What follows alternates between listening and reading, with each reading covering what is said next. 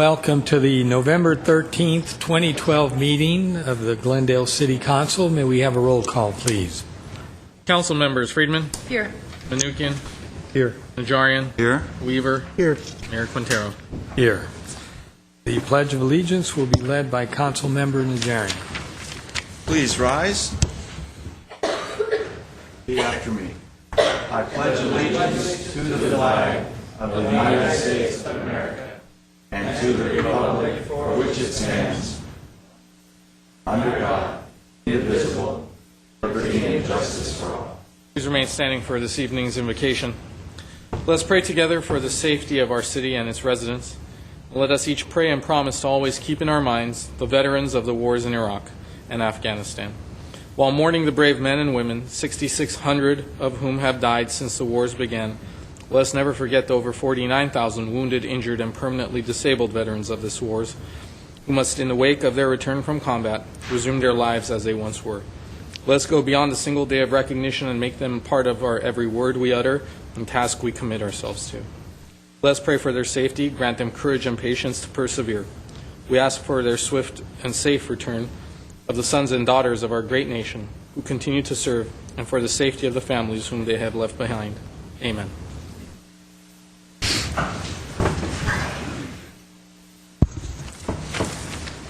Mr. Clerk, may we have your report? The agenda for the November 13th, 2012 regular meeting of the Glendale City Council is posted on Thursday, November 8th, 2012 on the bulletin board outside City Hall. What's next? Under presentation and appointments at 3A is agenda preview for the meetings of November 27th, 2012. Pierce. Mr. Mayor, members of the City Council, just by way of punctuating the fact that we don't have a meeting on November 20th next week because of our Thanksgiving holidays, and happy Thanksgiving to everybody. With that, on November 27th, to commence at 3 p.m., we do have a joint meeting of the City Council and the successor agency. Two items: Downtown Glendale Community Benefit District, and secondly, amendments to certain chapters of the GMC relating to sign standards in mixed-use zones and to creative signs. In the evening for the City Council, we have a number of items. Director of Public Works. This is regarding the public sale of surplus city-owned properties located at 765 and 749 Glenmore Boulevard and 1644, 48, and 52 Gladys Drive. For City Clerk, we have calling for and giving notice of the general municipal election to be held on Tuesday, April 2nd, 2013. And two items for Glendale's General Manager of Glendale Water and Power. One is for funding for Chromium-6 research studies, and secondly, wireless communication facility lease agreement at 827 Airway. And that concludes my report, Mr. Mayor. Okay, thank you. Next, please. Before we move on with the regular agenda, there is a meeting we must adjourn. Mr. Mayor, please allow me to interrupt the agenda. The Housing Authority went into recess for closed session earlier this afternoon. That closed session has concluded. There's nothing to report out. Is there a motion to adjourn? So moved. Second? Second. Housing's adjourned. Thank you. Okay, next, please. At 3B is a presentation of a commendation to Mayor Frank Quintero for Glendale Adventist Medical Center for your participation in the 2012 Army of Pink. Very good. Good evening. My name is Kevin Roberts. I'm the president and CEO of Glendale Adventist Medical Center. I'm here with Hilda Bogosian and Mari Abrams to present and properly thank the council and especially our Mayor Frank Quintero for his participation in the Army of Pink this year. We had 6 candidates led by Honorary Captain Paula Devine. Laura Friedman apparently was our honorary captain 2 years ago. Thank you for your previous service, Laura. And Ara Najarian was a candidate. I wanted to say a compelling candidate, but I know you didn't win. But it's okay. It was rigged. It was rigged. It was rigged. Very good. Very good. So that was 2 years ago. But this year, we had 6 candidates. We had Larry Cavanis, who is the president of the Southern California Council of Seventh-day Adventists. We had Robert Doyle, the chief deputy, Glendale Fire Department. We had Frank Quintero, our honorable mayor. Carl Pavlidis, captain of the Glendale Police Department. Dr. Viken Sipilian, president of the Armenian American Medical Association, or Society. and Dr. Richard Sheehan, Superintendent of Glendale Unified School District. The candidates had more than 100 different appearances throughout the city during the month of October. That is a serious commitment of time and energy and of awareness. You went to the City Council, School Board, Armenian Medical Society, Kiwanis, Rotary, Lions, Seroptimus, Glendale Healthy Kids, Relay for Life, the Kiwanis Duck Splash. Dr. Sapilian even went, he did a triathlon in Greece or something, and he ran with his Army of Pink shirt and represented the cause there. At each of their appearances, our candidates carried important messages that highlighted the importance of early detection and local resources at the nationally awarded Glendale Adventist Medical Center Cancer Program. In return, the people in our community cast more than 80,000 votes in total during the month-long campaign. Each vote represented their nod to the candidate they thought best represented the campaign out in the community. This year, the campaign was closer than ever, and for those of you that have seen the Glendale News Press or seen other publications, Carl Povolitis from the police department did win. So he edged out Frank Quintero. Boo, yes, thank you. I'm glad you've got still a little edge. Right back there. Oh, it's Carl? Yeah, Oh, he's my back gosh, there he is. Trying to steal the limelight. He's the one who rigged it this year. So Well, don't talk- listen, I started by saying that I would participate but not campaign. There I've you had go, enough there you go. campaigns. That's good consolation. That's great. Well, we're here to thank you for your support. It is so important to Glendale Adventist Medical Center, especially for campaigns like the Army of Pink, where we engage the community in a fun way to encourage conversations about cancer and local cancer resources. Together with your colleagues on the City Council, you help people find resources that help them live healthier, more productive lives for this. And for this, we will be forever ever grateful. Mayor, as part of our thank you this evening, we have a special commendation we'd like to present to you. It's not too long as far as commendations go. I've read longer. But this says, awarded to Frank Quintero, Mayor, City of Glendale, for exceptional service and in recognition of commitment to the mission of Army of Pink. We hereby gratefully acknowledge your competitive spirit as an Army of Pink candidate in furthering breast cancer awareness in the City of Glendale. Mission accomplished. Thank you very much. Thank you.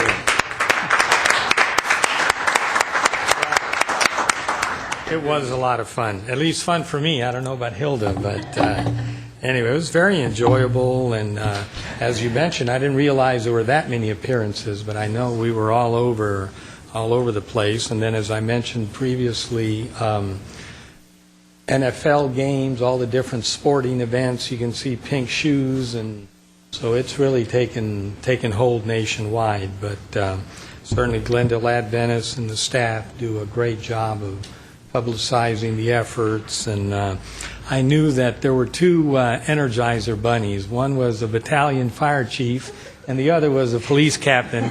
And I predicted that one of those two would win. So I knew that. So you're they'd go better out. prophet than a campaigner, huh? Yeah. Okay. But anyway, I really enjoyed it, and all kidding aside, I know Captain Povolitis as well as Chief Doyle and everyone else. I know we went out there and really did a lot of work, and that's what counts. So thank you very You're welcome. much. Thank you. Appreciate God it. bless Thank you, Thank you. Mark. Thank you. Thank for you. you. Thank you. Thank you.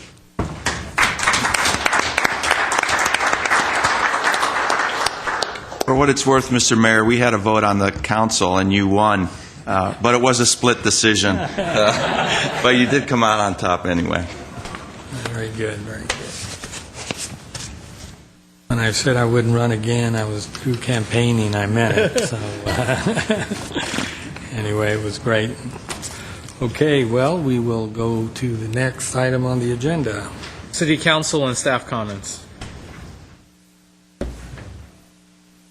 Comments, Ms. Friedman, then Mr. Najarian. Sure, just a few things. First, even though it was yesterday, I think it's still worth acknowledging Veterans Day. We really can't thank our veterans enough for their service, and I just wanted to add my thank you to that.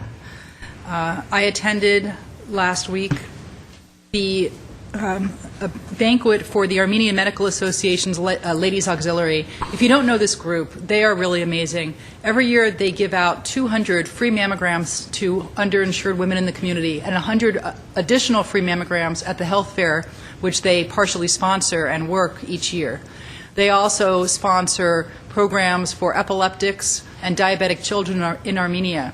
They really do a lot in our community. They educate themselves, they educate the community, and they provide these really life-saving services within the community. So I want to congratulate them for a very successful event.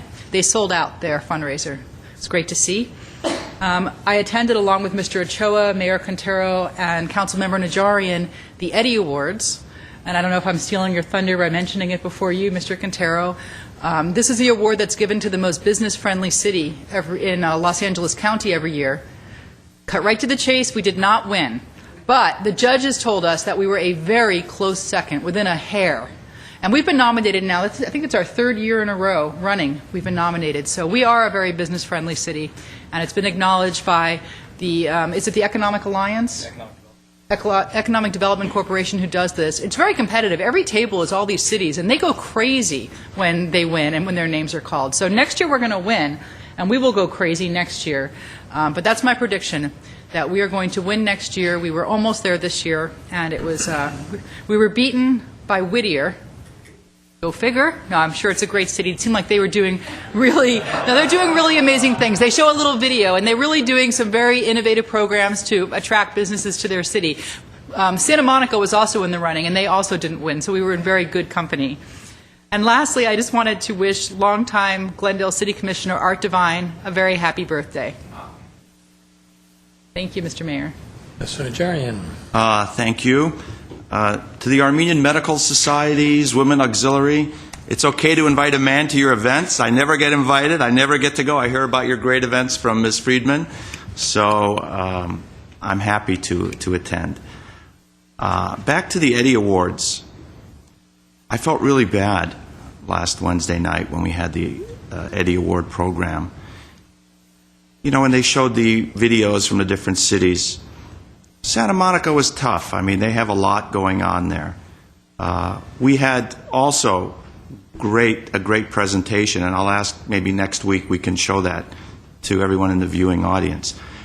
But to get beaten by Whittier, come on, folks. Don't get yourself into trouble. The only thing I have to say is that the Glendale projects and presentations and advancement in business, sorry, Mr. Zern, so greatly overshadowed what was going on in any of the other cities, regardless of size, except for Santa Monica. The only thing that I can think of is that there is a high level of jealousy that Glendale has landed the Americana, that Glendale has a new Nordstrom's coming in, that Glendale just cut the ribbon on a wonderful Disney project that came in, Bloomingdale's coming in, 5 or 6 state-of-the-art, architecturally significant housing projects going on. People must just hate Glendale because they're jealous of us. And, of course, you're saying, oh, you're on the city council, sour grapes. Please, look at what's going on in any of those. I think Whittier had an ombudsman or something like that they were touting, and, oh, we're so great, we got an ombudsman. Give me a break.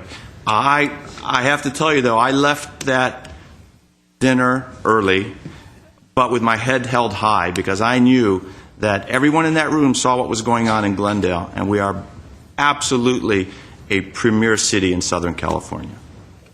Thank you, Mr. Mayor. As you can see, Mr. Najarian took the loss very badly. I had to ride in the back seat with him all the way to Glendale. It wasn't. Yeah, Mr. Mayor, I attended the High Aid Benefit Concert over the weekend. It was a benefit for the Syrian Armenians. Everyone knows what is going on in Syria these days, and the Armenian community, the worldwide Armenian community, has a considerable population in Syria. Survivors of the genocide have actually made considerable contributions to that country, and now they're in trouble. And I attended the High Aid concert. I paid for my tickets because it was a benefit. And the Syrian Armenian Relief Fund has been organized to help those in need over there.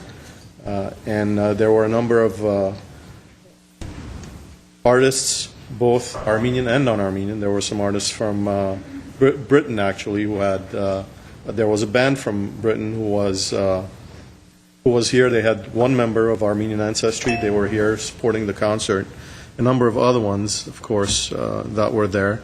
I want to commend them, and I want to commend the organizers for what they did. They raised over $250,000 to help through the church. That help will get to the community, those who are in need over there. One thing struck me, it was at the Pasadena Civic Auditorium. One thing that struck me when I was watching the concert, that we do have the Alex, but we don't have really a concert hall, and I kept thinking that maybe our Civic Auditorium on Verdugo could be converted very nicely into a similar venue. I think that should be something that we should consider. We have the parking for it. We have the facility. It's just a matter of committing dollars we don't have to a project like that. So it's just wishful thinking at this point. You know, when you go to these events, you look at some of these venues, and wishful thinking comes into play, and you wish it for your own city as well. I think the city of Glendale would be well served with a concert or a theater of excess of 3,000 seats. I might get some heat on this, but I think it's a great thing if we could accomplish something like that. On another note, I was out on my bike again, and Mr. Quintero was asking me today, "Were you out this weekend?" I was out. I rode the Brand motorway up to the Brand bench up on top of the hill. It took me a couple hours, and I had approximately a dozen stops on the way because it's pretty difficult out there. But I neglected to tell you that there was a jogger kind of passed me about 3 times while I was going up there. But I still made it, and I came down the other side, the Sunshine Canyon. It was a great ride, and I will be doing that ride again on Thanksgiving Day, actually, in the morning before we start eating. So if there's anyone who's interested in going up Brand Motorway to the Brand Bench and coming down, going through the mountains all the way through Sunshine Canyon or Baudry Drive and coming down from over there and coming through the streets back to Brand Park, I'll be at Brand Park at 9 o'clock in the morning on the 22nd. If you've got a bike, you want to try it out, come on out, and we'll go. Like I said, I have many stops, and just make sure you bring enough water and some energy bars because you'll run out of energy. On a kind of a similar note, the Glendale City has started the Trail Patrol or Trail Volunteer Program. If you're interested in volunteering, either hiking or mountain biking, and keeping the mountains and the hikers and the bikers all safe, you can volunteer at the Community Parks Department. You can log in, City of Glendale, and get the application and apply for it. It's a great way to serve your community. It's a great way to keep everyone safe in the mountains, and it's a great way to volunteer for your community. So, thank you. Thank you. Anyone else? Okay, I'll start talking about Veterans Day, and I caught that in the city of El Monte, they were cutting the ribbon on a 40-unit veterans housing project that they've put up. So I want to remind everyone in Glendale that we've done the same thing. I believe our unit, we have 44 units that we'll be building for veterans, older veterans, returning veterans, veterans with families, and others that are single. And then we'll have a social service component that'll be run by New Directions. So we're very excited about that project. The Disney ribbon cutting was very impressive. It is a building right off of Flower, part of the hundreds of thousands of square footage that Disney is building on their property. And it'll actually be, they're trying to go for a LEED Platinum, which means that it's a super energy efficient building. So a great design, and they're moving a number of their Well, that building is going to be occupied by Disney's internet unit and their gaming unit. And anyway, very impressive. Mr. Weaver was also there for the ribbon cutting. And then finally, I attended a very moving ceremony at Holy Family Church, the canonization of a Filipino young man who was martyred in Guam. He left with Spanish Jesuits, and in Guam he was killed, but was very well attended. This is back in the 17th century, and there's paintings of the young man, and of course the Filipino community was in attendance, and it was a great ceremony. And that's it. Anything from the staff? All right, next please. Next is the consent items, including minutes following a routine and may be acted upon by one motion. Any member of council or the audience requesting separate consideration may do so by making such requests before a motion is proposed. Okay, I'm going to pull 5D. We have a speaker card. D as in David. We made it. Second. Roll call. Council members: Friedman, Yes. Manukian, Yes. Najarian, Yes. Weaver, Aye. Mayor Quintero. Yes. 5D is Director of Human Resources regarding amendment to the Memorandum of Understanding between the City of Glendale and the Glendale Firefighters Association, GFFA. D1 is a resolution approving amendment number 5. Herbert Milano.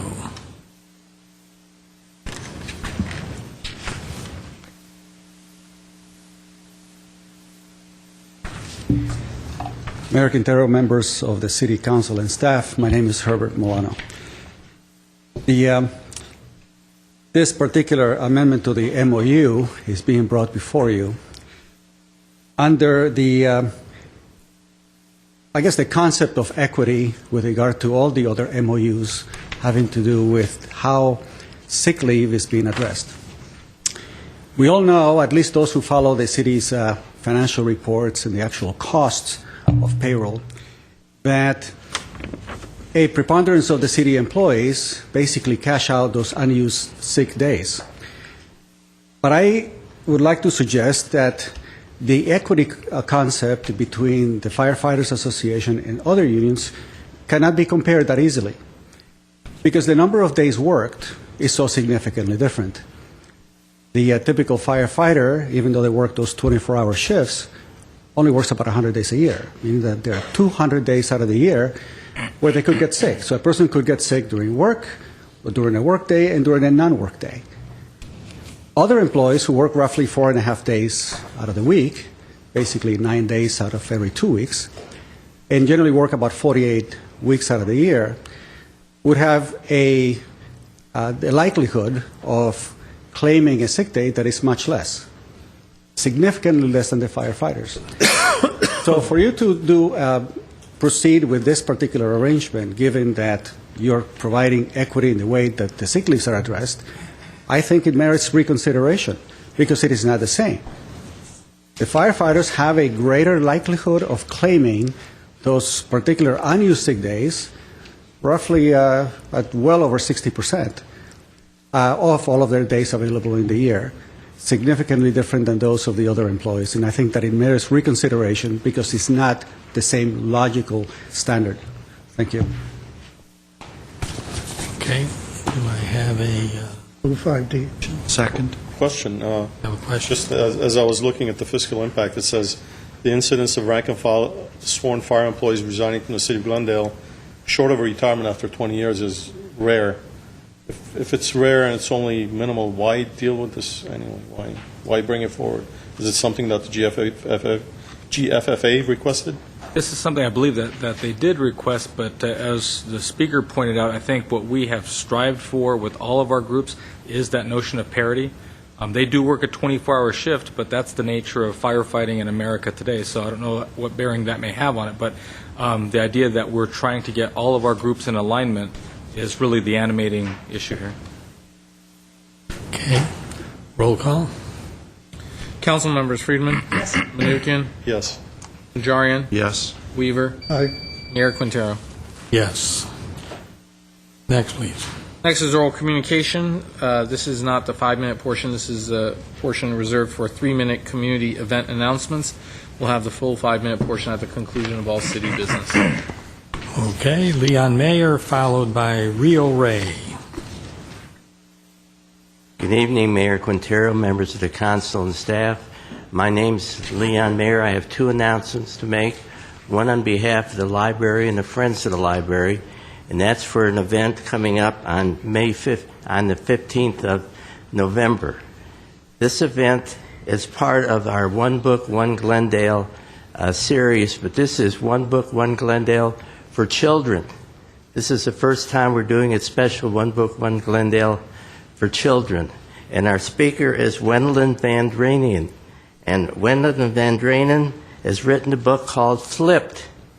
Now, Flipped happens to be selected by the children's librarians nationwide as one of the outstanding 100 books of all times. And that book is going to be at the library. It's already been at all the branch libraries, and that'll be there for you to bring the younger ones to enjoy themselves and to listen to this lady talk about this book, which became a movie, incidentally. And I can't think of a more outstanding person to bring to Glendale than Wendland Van Dranian for our children's program, younger readers. And that'll be Thursday, November 15th, 7 o'clock. We expect a big crowd. Come early. You can park at the structure, which is across the street from the library, and you can get validated there for 3 hours, which will be plenty. Okay, now, I've given out flyers. I have 1 flyer left when I leave. Raise your hand if you haven't been given the flyer yet. Now, we have another event coming up, not the library, but the Kiwanis sponsored Child Seats Checkup Day. Now, this is sponsored by Kiwanis Young Children Priority 1, but it's co-sponsored also by the CHP, California Highway Patrol, Glendale Police Department, Northwest Glendale Lions Club, and New York Life Insurance Company. Now, is your child safe? You have a child in a car seat? 90% of the car seats inspected at checkup events are being used incorrectly. I'll repeat that again to everybody who's listening. 90% of the car seats inspected from time to time at checkup events are being used correctly. So here's the time to make sure your car seat of your youngsters are being used correctly. A child must be in the child seat until 8 years or under 4'9" in height. Now, this event will be Sunday, November 17th, 2020, this year, between 10 and 2, and you know where the Glendale Unified School District is, right at 223 North Jackson Street at the intersection of Wilson. You have to make an appointment, and to make an appointment, call Jerry Benton at 818-726-9945. Again, call Jerry Benton at 818-726-9945.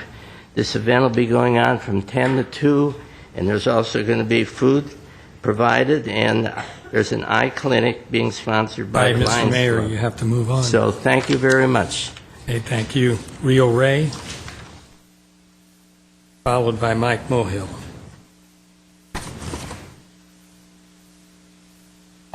I want to thank all of you for letting us come here and speak today, and just thank the community of Glendale for all the support that they give the Salvation Army to do its mission. All the volunteers who volunteer, all the people that donate, all the people that remember us year after year.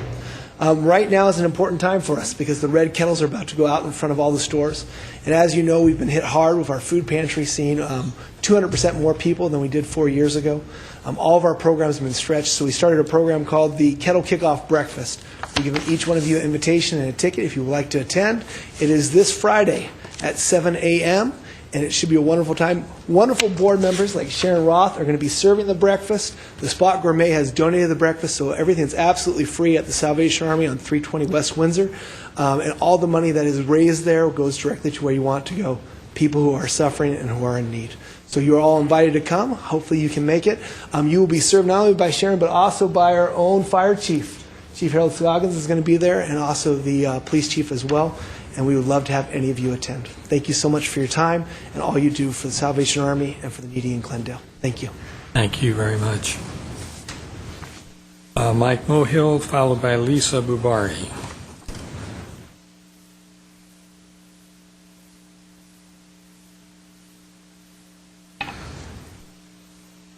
Good evening, Mayor Quintero, council members. My name is Mike Mohill.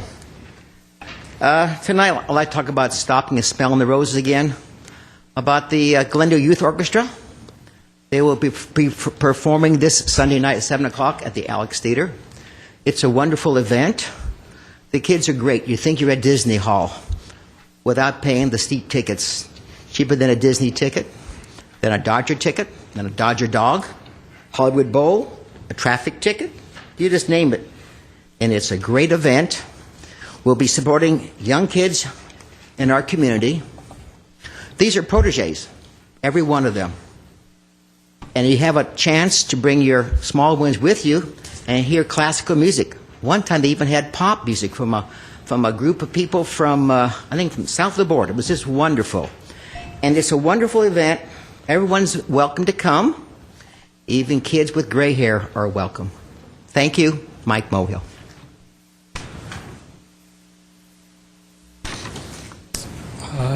Lisa Bubari, followed by Eric Yasayan.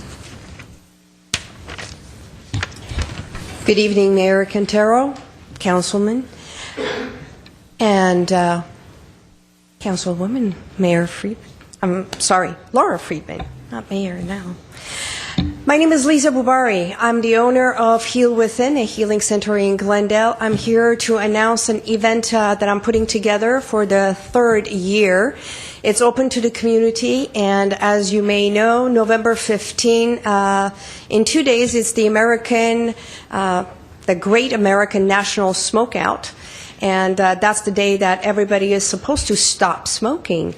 So I'm putting together this event, and it's going to be at the Glendale Hilton from 6 to 8 p.m. It's open to our community, to public at large, and we know for a fact that lung cancer is one of the biggest cancers that it's affecting our community, the women, and it's becoming bigger than breast cancer nowadays. And to help this event, I will be conducting the seminar from 6 to 8, and Glendale Hilton is one of the sponsors for this event. And although the Great American Smokeout is in its 35th year, and is still a great idea for our community that we are trying to create a healthier environment within our city. 45 million people are affected by smoking, and what we're going to be doing is a program of educating how habits are created and how I can help them stop this habit. And we know for a fact, as an adult, we don't like to be quitters, so I help every single person over there to become a non-smoker and stop smoking. Thank you. Thank you. Eric Yasayan. Hi guys, Eric Yasayan from Walk by Glendale. I would like to invite everybody to a special bicycle ride this Sunday. It's led by Mayor Frank Quintero. It's this Sunday at 9 a.m. You can't ride a bike. And it starts at Departure Plaza right behind City Hall. We had a similar ride last year with then Mayor Laura Friedman, and it was really, really successful. Everybody enjoyed it. And it's about a 7-mile ride, mostly flat, open to all ages, and we'll get to visit some community points of interest. Was that mostly flat part by his request? We don't want any off-road bikes here. We want to keep it open to a lot of people. So smooth cruising. But it's going to be a lot of fun. We're going to visit some great places. Like last year, we visited the Glendale Fire Station and the Pacific Community Complex and the Riverwalk. So we'll visit similar places like that. But it'll be this Sunday at 9 a.m. and you can get more info from our website at walkbyglendale.org or emailing us at walkbyglendale@gmail.com. gmail.com. Thank you, and I look forward very to all much, of you. Mr. Stein. There, thanks. I would have loved to join you, but it's our playoffs, AYSO playoffs Sunday morning, so I will not be able to be there. Next I hope time. you're not offended. Next time. Okay, that's it for oral communications. Next, please. Under action items at 8A is City Treasurer regarding City Treasurer's quarterly investment review as of September 30th, 2012. 8A1 is a motion to note and file report. Mayor Quintero, fellow council members, with your permission, Mayor Quintero, I would like to keep my report as brief as possible this evening. I understand that council will be going over and talking a lot of numbers and a lot of dollars with the budget review and with the key indicators report from our finance director. In a nutshell, there are no surprises with the city treasurer's quarterly report. Balances are down, rate of return slipped a basis point, and the quarterly earnings are down. The Federal Reserve met, again, looked at the economy and decided the economy is still struggling, and capped to their projections that the low interest rate environment that we are in will continue for another 2 or 3 years. Finally, the state pool, the local agency investment fund, is in the same boat that we're in, and they also dropped a basis point this past quarter. Let's look at some specific numbers. The city portfolio ended the first quarter with average balances of $382 million, down $9 million from the previous quarter. The rate of return for the quarter fell 1 basis point to 1%. It was only a few months ago that I was reporting on the year-end results, and I was pleased that we were able to keep the portfolio rate for the year at 1.09. Here we are starting off this fiscal year, and we're averaging 1%. It's going to be, I think we're going to be looking up at 1% for most of the year. Earnings were down $23,000 to $958,000 for the quarter ending September. And the interesting point there is that that's a dollar amount below $1 million. Last year for the year, we brought in $4.3 million. If we're running under $1 million per quarter, it's going to be tough to see $4 million returned to the city coffers. As for the state pool, the local agency investment fund, its rate of return for the quarter was down 1 basis point from 36 basis points to 35 basis points. We'll review the numbers in dollars in more detail at our next quarterly report, and that'll be the halfway point for this fiscal year. And with that, the City Treasurer is asking the City Council to note and file the Treasurer's quarterly investment review as of September 30th. Okay, are there any questions or comments? I hear none. Do I have a motion to note and file? So moved. There was one card. Excuse me, Mike Mohill.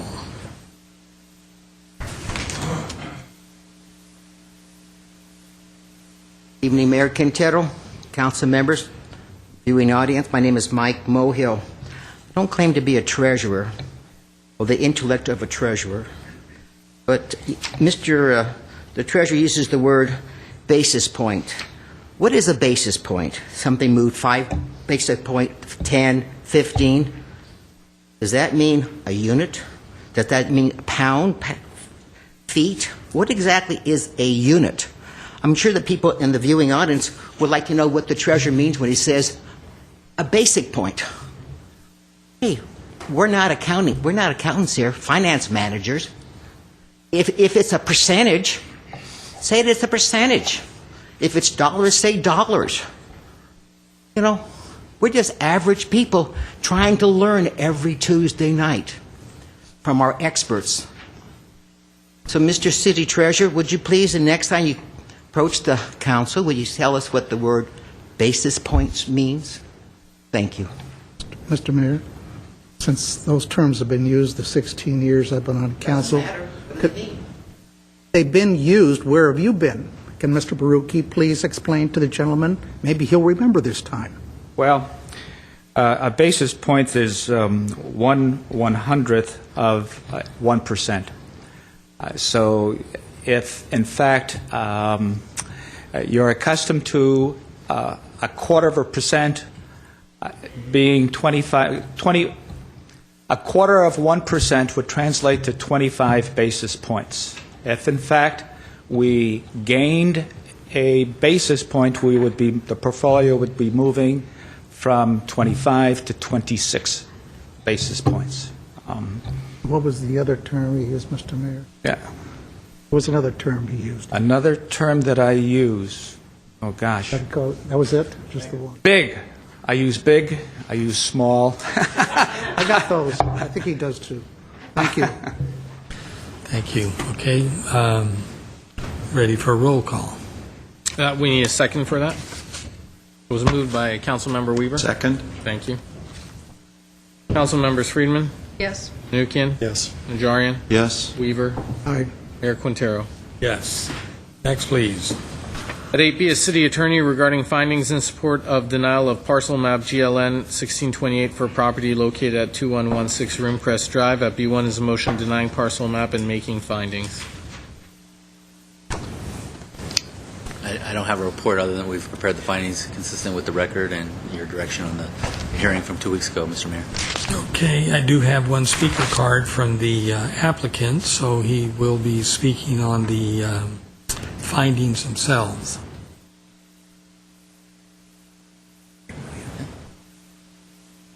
Honorable Mayor, City Council members, and members of City staff, thank you for the opportunity to appear in front of you. Good evening. My name is Rick Boniati. I'm the owner of property located at 2116 Rimcrest. As you know, I applied for subdivision of my property to build 2 additional homes on it. The Planning Commission and the staff thoroughly reviewed the application and conducted several hearings on that matter. At the end, they recommended the approval of the project. Over the last several months, I sat and listened to the City Council hear testimony and contemplate the approval of the proposed project to be built on my land. On October 30th, 2012, this City Council voted against it. Each member of City Council expressed their opinion as to why they voted in favor or against the project. In fact, the mayor requested a finding memorandum from the city attorney supporting this council's decision.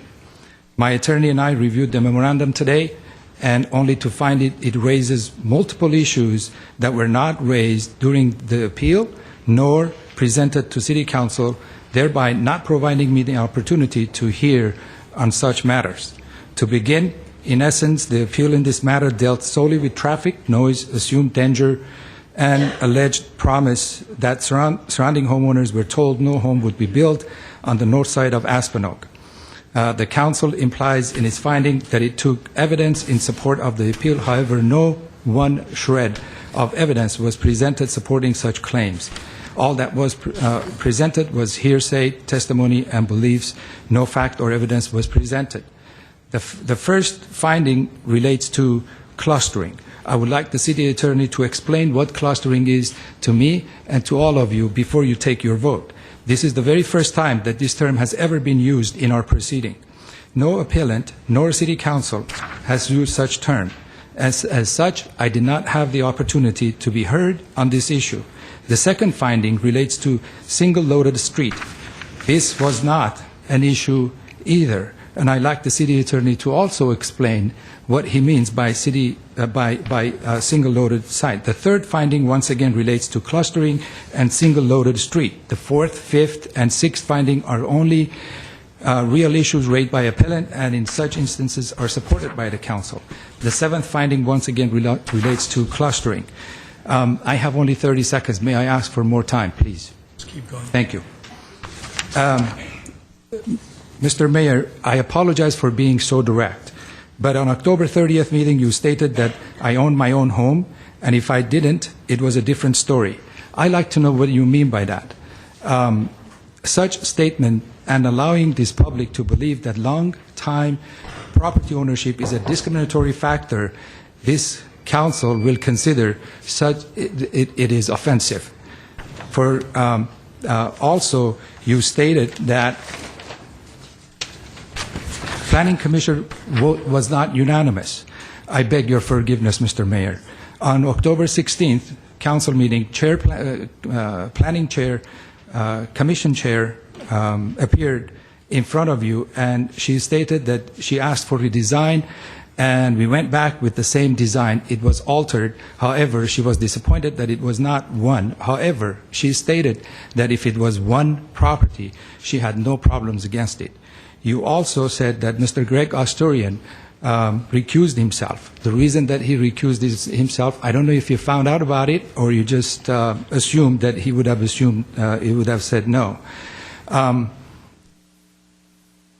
As for Councilwoman Friedman, I apologize again for being direct, but apparently you based your decision on the fact that it was conceivable that surrounding homeowners were somehow promised that no homes would be built on the north side of Aspenoak, yet not one shred of evidence was presented supporting such claim. Frankly, none could have ever been presented, since in almost every case, such a representation could only come from me as the owner of the north side property.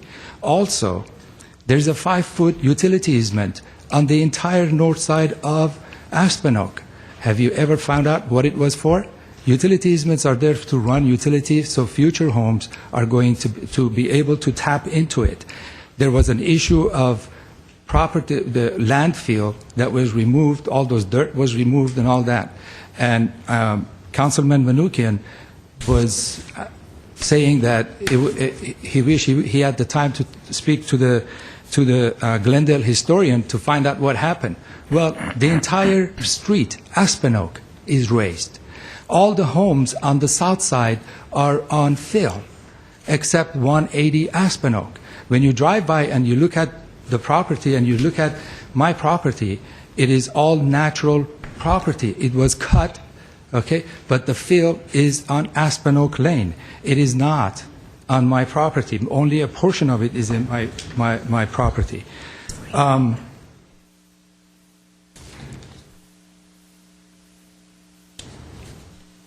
I'm sorry. Okay, well, We had to I think prepare you this in a really. At the end, the city council made a clear, arbitrary decision, not based on evidence, but apparently on personal posturing.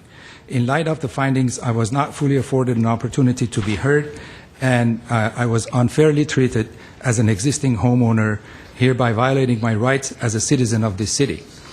When you, Mayor Quintero, city council members, when you were sworn in to your positions, you also promised to defend the rights of your citizens as well.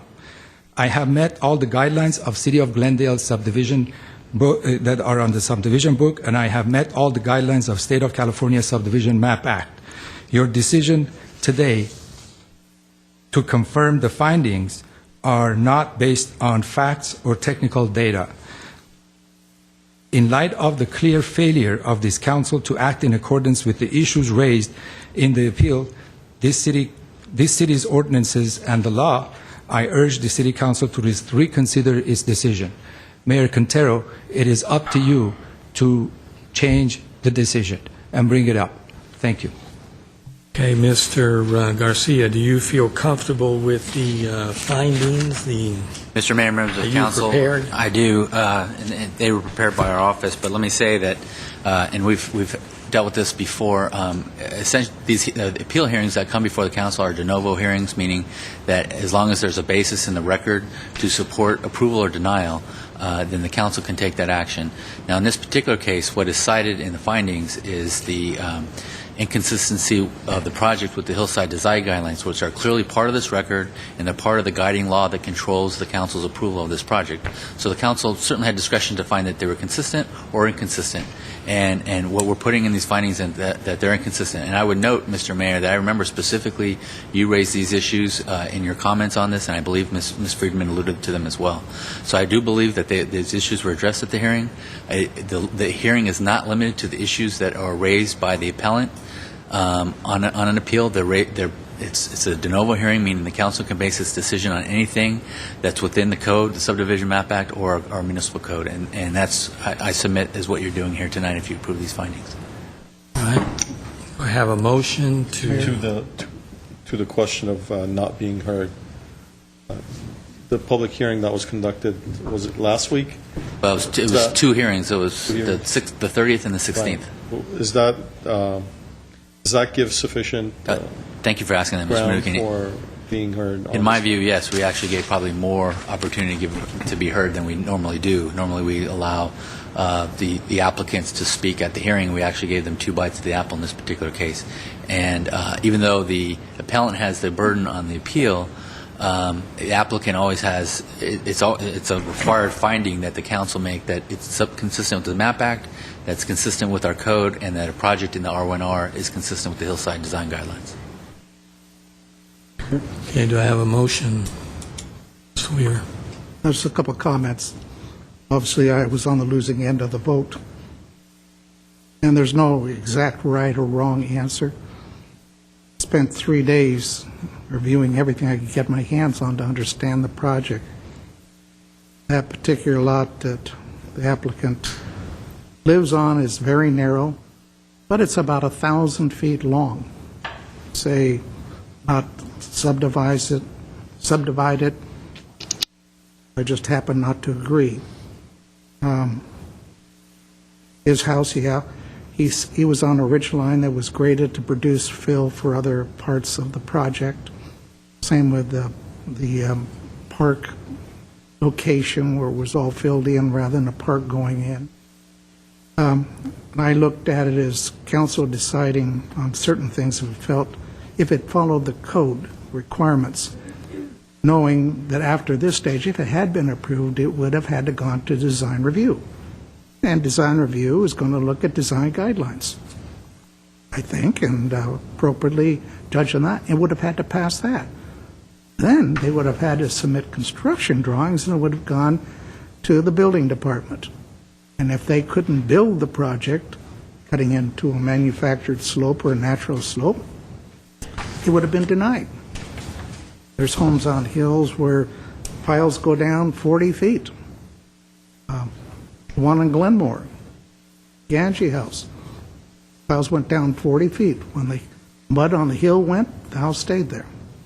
And there's other instances of that. But I thought there were 3 stages to go through. And my job was to see if it met code. And the Planning Commission, I guess, agreed with me. But like I said, it's not an exact science. My colleagues decided to involve the design guidelines here.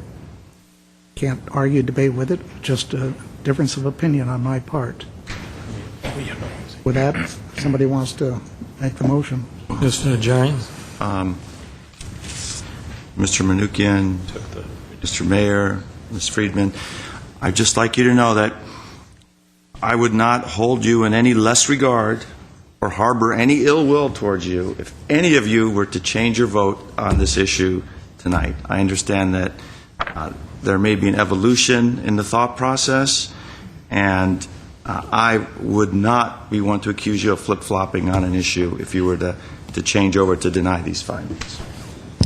No, I'm pretty clear that we've reached the right, made the right choice after 2 meetings and plenty of public input. I actually have a card from one of the neighbors, but I think we should go for a motion, and anyone willing to make a motion?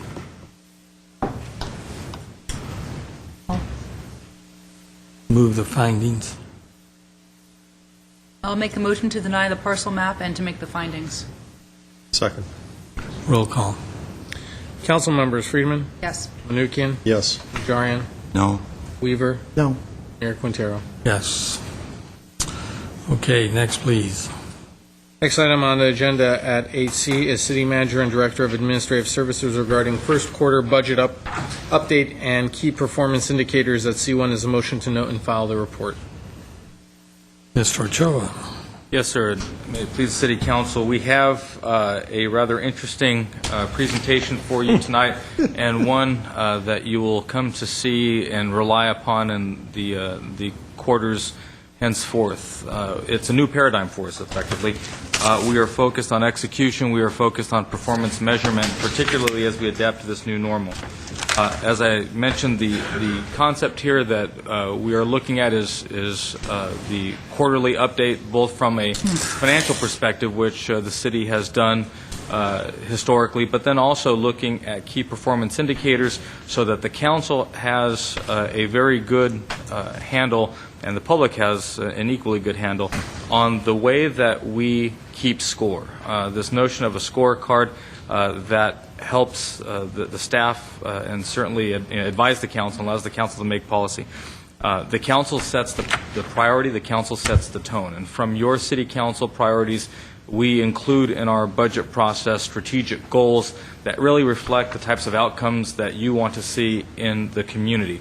The way that we measure our progress towards these goals are the key performance indicators. And so tonight, as I say, we will have for you a comprehensive update on this first quarter brought to you by Mr. Elliott and Mr. Tokhtalian. And I would only underscore this as you see what the subjects are that we'll be talking about as we discussed in the budget adoption process.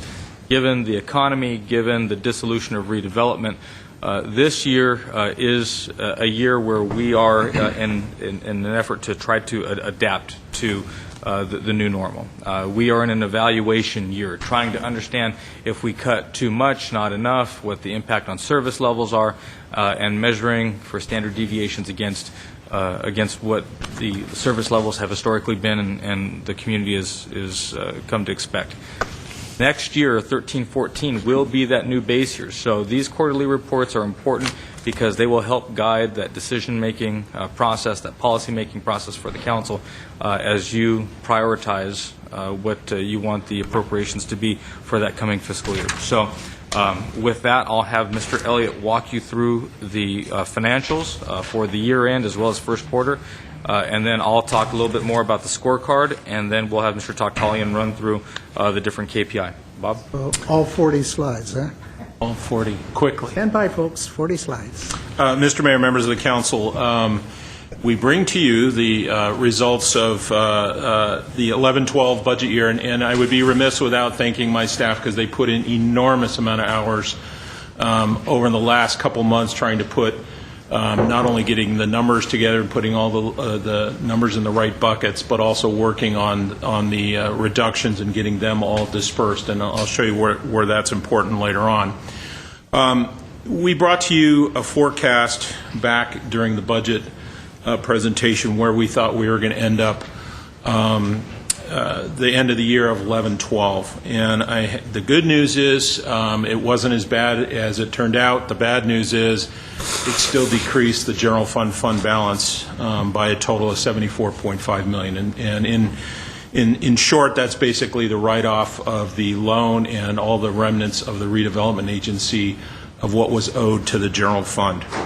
The unreserved portion decreased $25.6 million of that 74.5. The good news is the reserve percentage as calculated for the general fund remains at 35.6%. Now that's quite a bit higher than what we had forecasted during the budget, but we were looking worst case scenario and it was going to be around 25%, significantly below the council adopted floor of 30% and the target of 35%. So that's the good news of that. And while I want to underscore it is good news that we didn't go as low as was anticipated. It's still bad news that the state of California took tens of millions of dollars from Glendale. So we want to be optimistic, but at the same time pragmatic and realistic. And to highlight some of the moving pieces of this, we tried to isolate the impact prior to the AB 1X 26 and then walk you through what the actual redevelopment loss meant to the general fund. Revenues, again, prior to the effects of the redevelopment agency were $2.2 million higher, and the expenditures were $1 million lower than anticipated, and we'll walk through the numbers on that. So if you recall, Our adopted fund balance, or adopted budget for the 11-12 year was $170,276,000 in the general fund. General fund budget. General fund. We had forecasted, we had told you at budget adoption, we were expecting about $167 million in revenue and use of fund balance for 168 total, and expenditures of 166 million. What actually came to pass was our actual revenues, and again, this is before the impact of redevelopment, 169 million and expenditures of 165. So we would have had an operating surplus of $3.2 million. So what happened with the redevelopment loss, as I said, the reserves, and here's the kind of a worksheet to walk you through what happened to the reserves. We started the year at $134 million in general fund, total fund balance. We add in the $3.2 million for the operating surplus, assuming no redevelopment impact. The GRA loan repayment last year, we took that out. And then the closeout, or in a sense, the write-off of the agency loan of the $71 million got us down to a total fund balance now from $134 million down to $56.5 million. And of that, 59, I'm sorry. And out of that, the $58 million is the unreserved and the charter portion of that fund balance. Again, this calculates to 35.6% of the adopted budget, so it's actually above the city council target of 35%. But taking into account the total fund balance dropped an enormous amount, as Mr. Ochoa said. The general fund revenues, as we walk through the year, you can see where the estimates, what the estimates were. Again, $167 million prior to the writing off the $6 million loan repayment, and what the actual receipts came through at. As we have said, the sales tax has been trending up a little bit, and you can see that in our totals. They were up about $900,000 more than we had anticipated. Some of the other impacts that we had throughout here, license and permits, that's basically building permits being pulled, that was quite a bit higher than anticipated, and that's a sign of some of the activity and the growth. And 103% of what? This 120. I say the sales tax is, it's 103% of what? Of what our this amount over the estimate. Over budget. Okay. On the revenues. Some of the other ones to point out down here, and it's kind of the catch-all miscellaneous and non-operating. Within there, we had the donations for the Rose Float and some of the other miscellaneous items. If you recall, we brought to council writing off a lot of checks that had been uncollected. That was another $200,000 in there.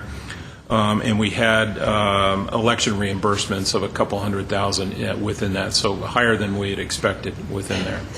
Again, bringing us to pulling out the $6 million loan repayment from the general fund, or the redevelopment agency that we didn't get. We ended the year at $163 million. In terms of expenditures, we came in, as I mentioned, quite a bit below the actual estimate that we had given you during the budget.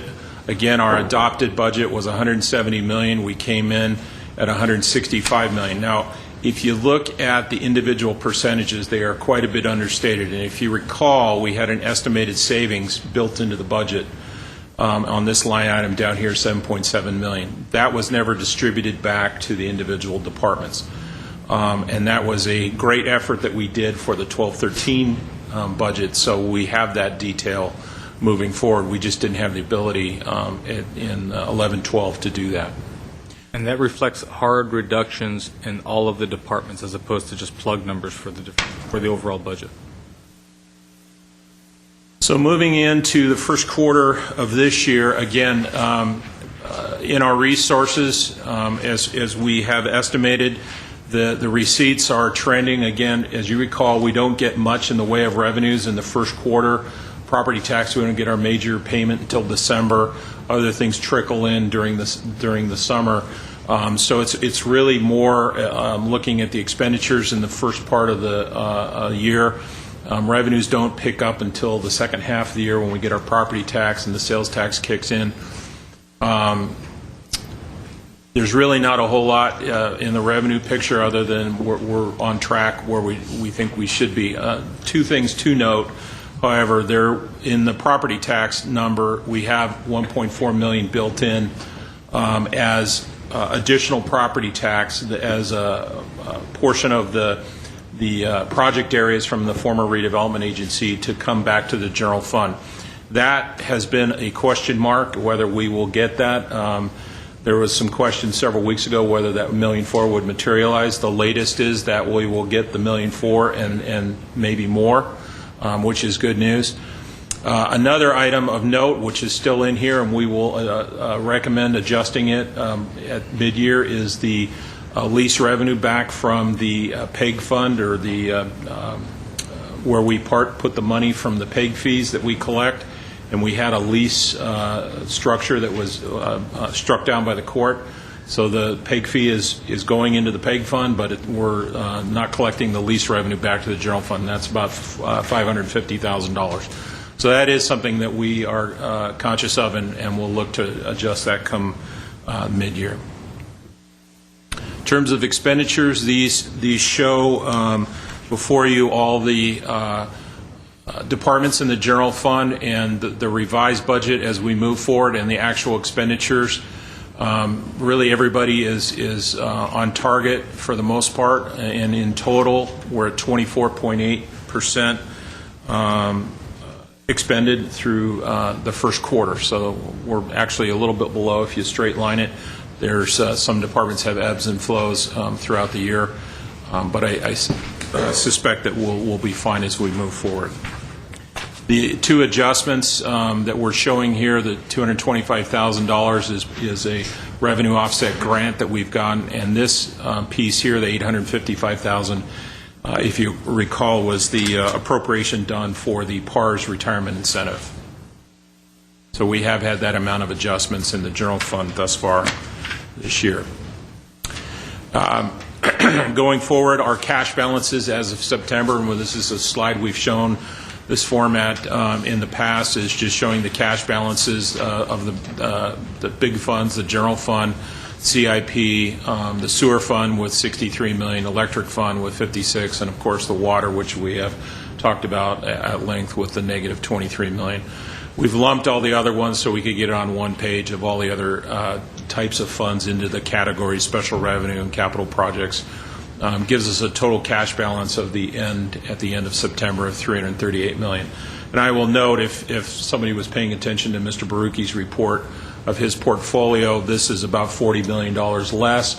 The reason being is he still has money in the city portfolio that rightly belongs to the successor agency.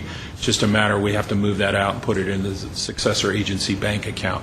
So this is the cash on the books. What he has in the portfolio is slightly different, and that will get trued up once we move the cash over to the successor agency bank account.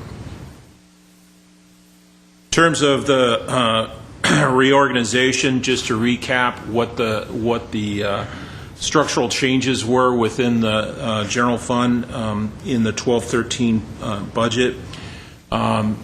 Within the general fund, we had 53.55 retirements. Obviously, we split, and there were people that were split in the funds that they were budgeted, and the corresponding dollars of their reductions.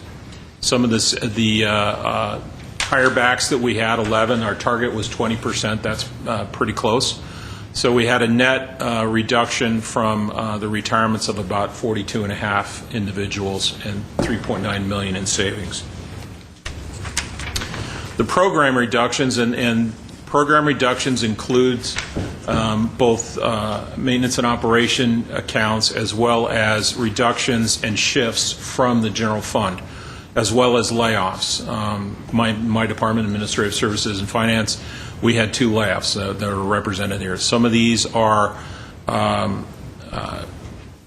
moving folks out of the general fund to other non-general fund departments. That was 48 positions for roughly $7.6 million.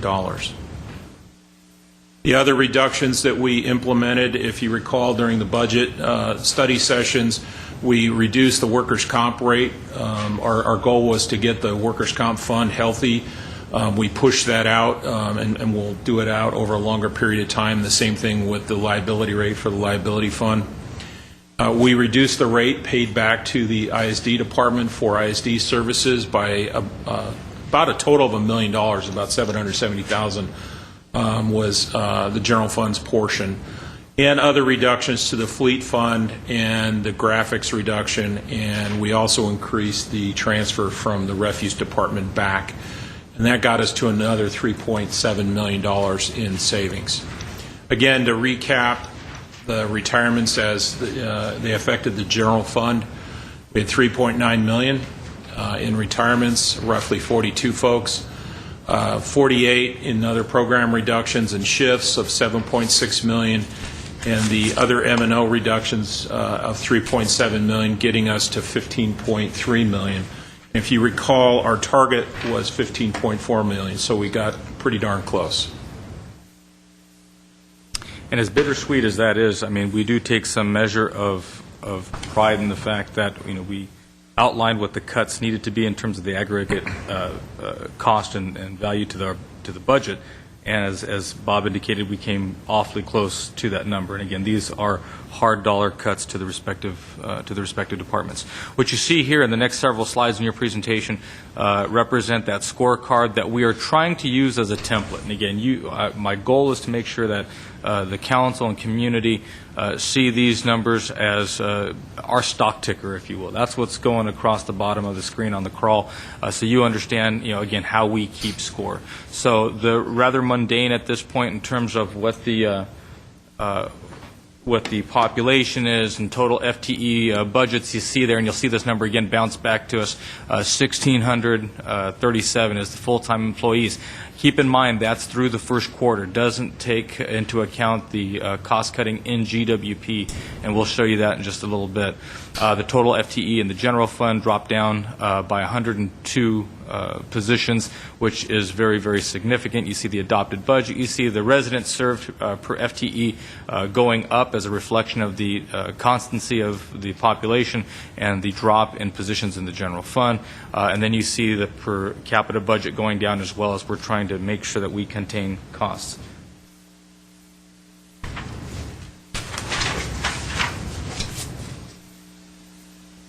That's why they don't let me play with the remote. Uh-oh. Okay. This will show you basically what the council priorities are by program funding area and how that has changed. If you look across the bottom, you see the $813 million down to the $672 million.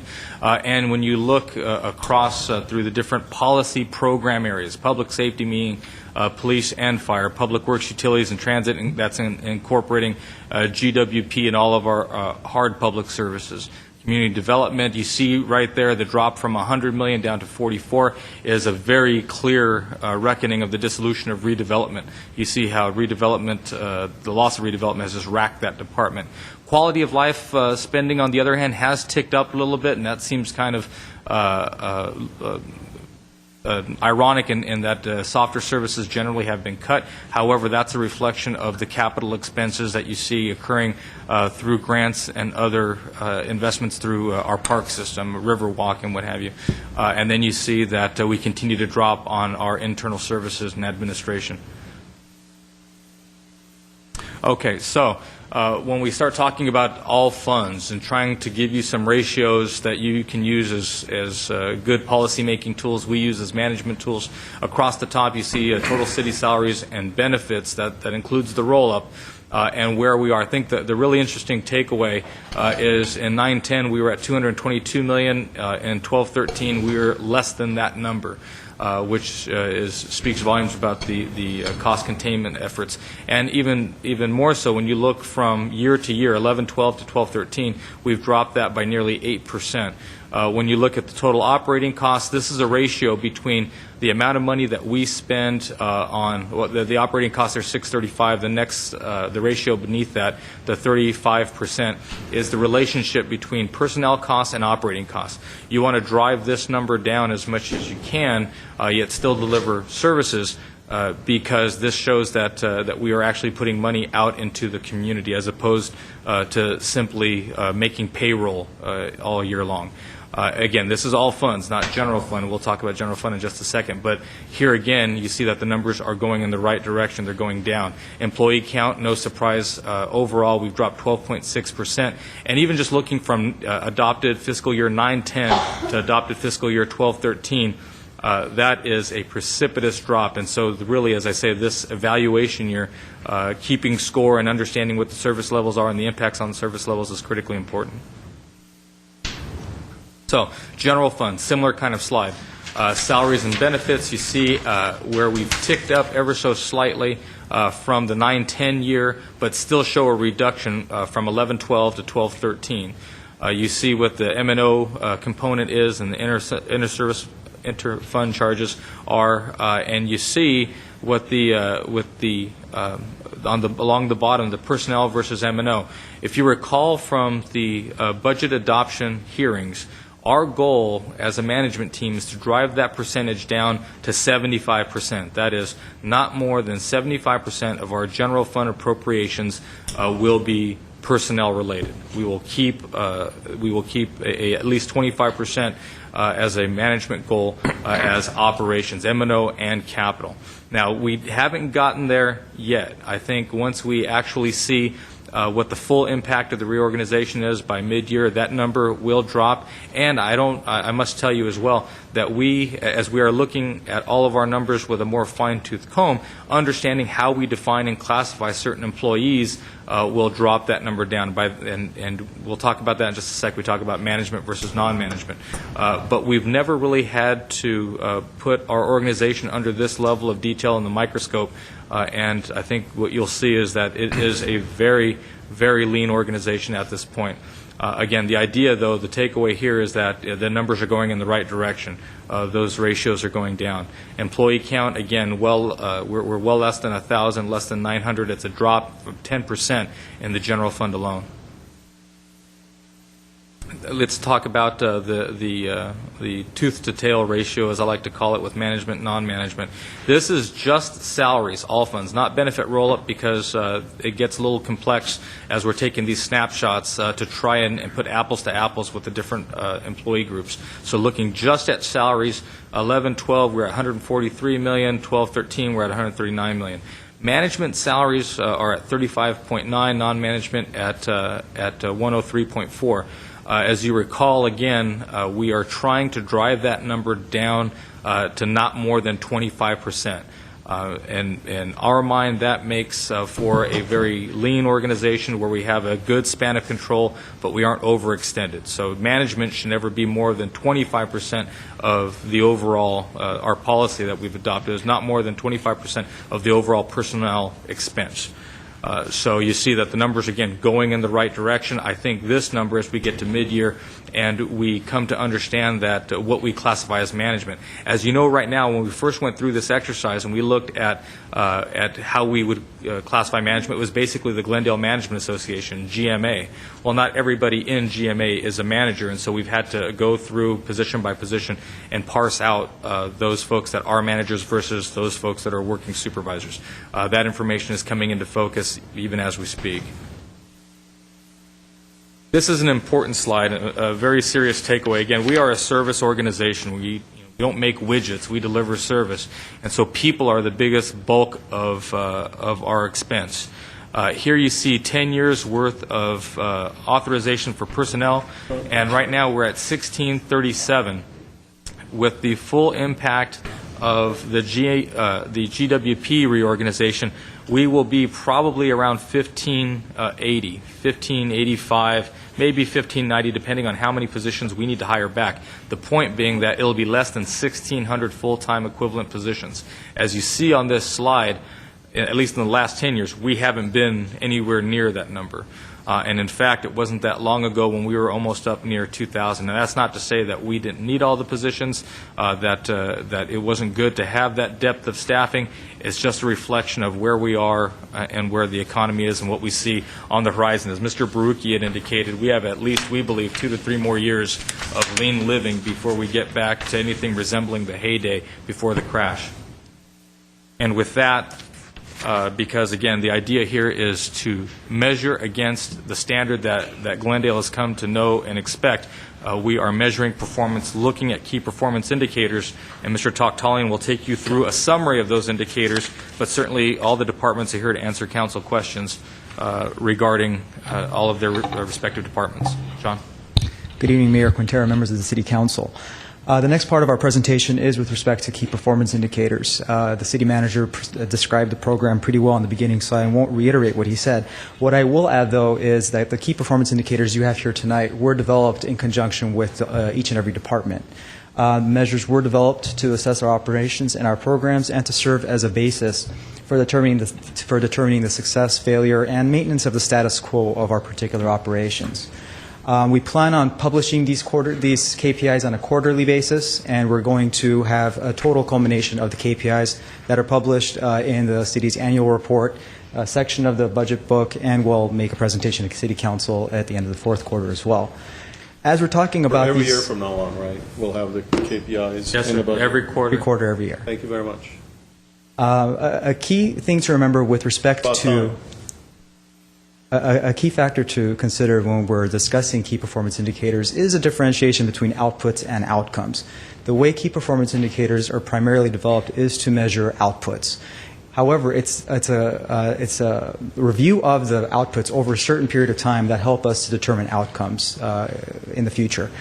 And the way I would describe it a little differently is outputs are really the quantitative measures, outcomes are really the qualitative measures. And I'll provide an example of it as we go through. Finally, the last thing is maintenance of maintaining a contextual context. The numbers can really be deceiving. So if you actually see a number sometimes increase drastically, it might not be a reflection of what you initially think it is. And a great example of that would be an increase in the number of DUI arrests in the city. While an increase in the number might initially reflect an increase in drunk drivers on the streets, it could actually be a reflection of improved enforcement on the streets by police officers. Or it could be seasonal. And it could be seasonal as well. You will see a lot of fluctuation in some of these key performance indicators. That's important. That's a great point. As you look at these first quarter, they exist in a vacuum at this point. When we start to see trends, will be mid-year, third quarter, and so on. Finally, the last point I'd make about key performance indicators is with respect to our council priorities. This council has adopted 10 priorities. There you see them on the screen. And each of the performance indicators will be linked back to each of these priorities when we publish the annual report. Finally, the last point that I'd like to make before we jump into the actual department indicators would be with respect to the Mayor's Innovation Project. In July of 2012, an opportunity was brought to our attention by Ms. Friedman at the time, and we applied for and were successfully granted a technical assistance grant from the Mayor's Innovation Project. This group assists cities with designing and implementing significant policy reforms and initiatives. And thus far, we've worked closely with the consultants from their organization. And primarily, the main scope of their work with us is to review our particular performance indicators, conduct some research out there, and determine what the best practices are, both nationally and internationally, with respect to performance indicators. Developing a matrix that compares our measures against best practices, facilitating discussions with individual departments to identify if the department feels that the KPI is accurately reflecting what it is their operation does, and how an outside organization feels our KPIs stand up to what's out there. Did they present a report to the city? They have not presented a report yet. They're in the process. They met with the city departments about 2 weeks ago. It was an all-day event, and that report, I'm told, is about 2 to 3 weeks out. We'll get a copy of it. Absolutely. As soon as we receive it, I can get you a copy. And finally, they're actually going to help us. They've already done a draft of this, but they're helping us identify a link between each of our KPIs and the council priorities. I have that as strategic goals up there. So what you have on the screen here is a sampling of each individual department's KPI. Here you have a list of 12 In some cases, departments like Public Works, Police, GWP will have an extensive list, upwards of 40, 50, and I think in one case over 60. We continue to refine that because we don't want to just provide data for the sake of providing data. We want it to be meaningful. So you'll see some changes in the first year, but our goal is that for us to provide a consistent, traceable list of KPIs once the first year is up. That way we can really compare apples to apples on an ongoing basis. The first column is the actual performance indicator. The second column is the actuals from the previous fiscal year. And the third column is whatever the first quarter results actually are. The final column would be a total or an average, depending on how we're making the calculation. And in some cases, it's a sum of the 4 quarters, and in some cases, it's an average of the 4 quarters. And as we've gone through this exercise, or we're going through this exercise with council, we've been advising the departments, all of the line departments as well, is that this is a work in progress for this first quarter. But very quickly, the cement is going to dry because if we don't measure against a constant, then it's garbage in, garbage out. And so with the innovation project assistance and just through going through this exercise with the council, with the community, as we finalize these things, you'll be able, again, to see what those trends are. But the directive is that the indicators need to be specific, measurable, attainable, relevant, and timely. If they're no good to the departments, they're certainly no good to me, and they're no good to you. So this is about helping the departments keep track of how they run their business. So just to go through the exercise, you have a list of 12 performance indicators here for the Administrative Services Division. The ones highlighted in yellow will be the ones I actually go over. You'll notice that the first one is the number of employees with open P cards citywide. That number is drastically reduced from a high of 277 in 11-12 to 191 currently. And that was an active effort to reduce those numbers. But you'll notice that the average procurement card purchase amount has increased just a little bit. And that's actually attributable to the types of purchases that are being made with the P cards that are remaining. We're not going out and purchasing small items at the Home Depot any longer while we're in the field. We're pre-planning, I think, a little bit better. And these are being used for larger, more appropriate purchases. That's a good point, and it speaks back to John's question or his statement about outputs and outcomes.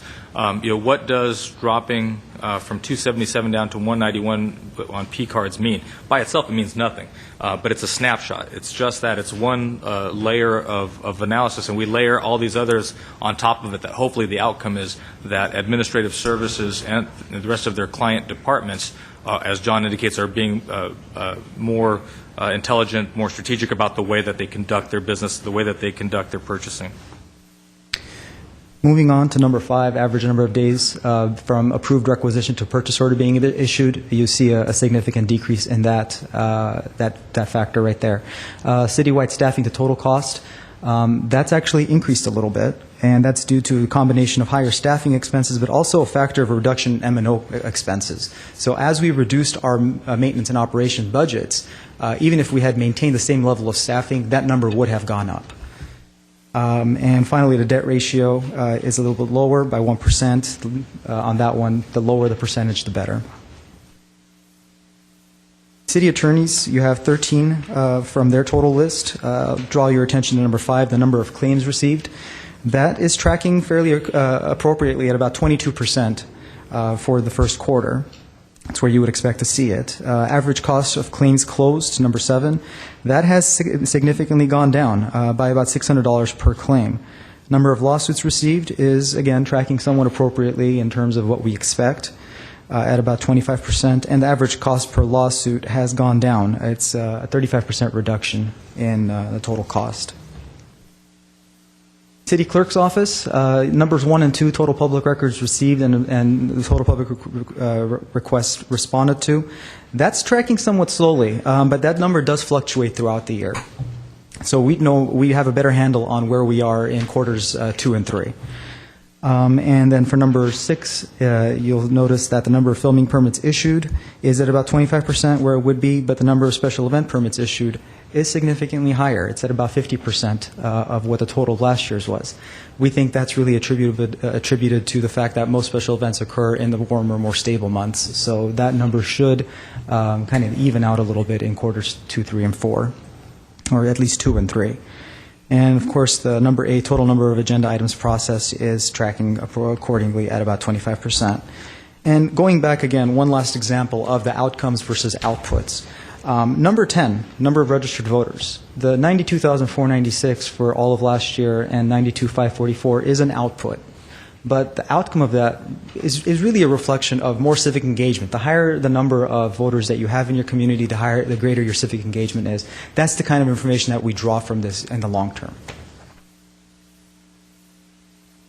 This is actually a total of all of the city treasurer's performance indicators. Number 2, total investment earnings per quarter is slightly lower. It's at about 22% for the quarter, and the rate of return on the city's portfolio, as we heard earlier today, is a little bit lower due to our economy. Community development, number of Section 8 rental assistance vouchers. It's slightly higher, the number of vouchers that are out there, but that number does tend to fluctuate just based on turnover. You'll notice that that number will not change a whole heck of a lot from what you see up there in the long term unless we get a significant influx of either ports out of Los Angeles or any other agency, or we get a greater number of vouchers for our own use. Number of affordable housing projects completed. All of last year was 57. We've only done 5 this year. This is truly a reflection of the loss of redevelopment funding and how it relates to housing availability or housing funds. Total number of building permits issued is tracking appropriately at about 27%, where you would expect it to be. But the average valuation of building permits has gone down. And based on my conversations with the department, that could be really attributable to smaller projects in general being constructed. But if you look at number 6, the average turnaround time per plan check submitted has actually decreased by about 2 weeks, which is an improvement. That just means that what we get in through the door as work as projects, we're being able to process at a faster rate. But also could be further indication of smaller, less complicated projects that can be turned around more quickly. So again, we layer all this information on top of each other. Number 13, number of neighborhood services requests for service. It's at about 21%, a little lower than we would expect, but we'll see what happens in future quarters.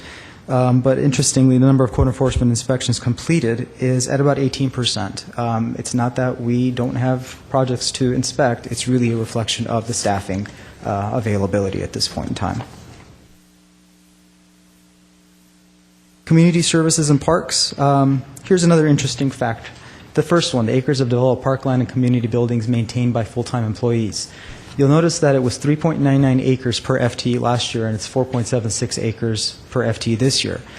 That actually, we haven't increased a single acre of parkland within that time frame. What that is a reflection of is the number of a reduction in staffing. So there's less staff to maintain the same amount of parkland, so that number changes, that number increases.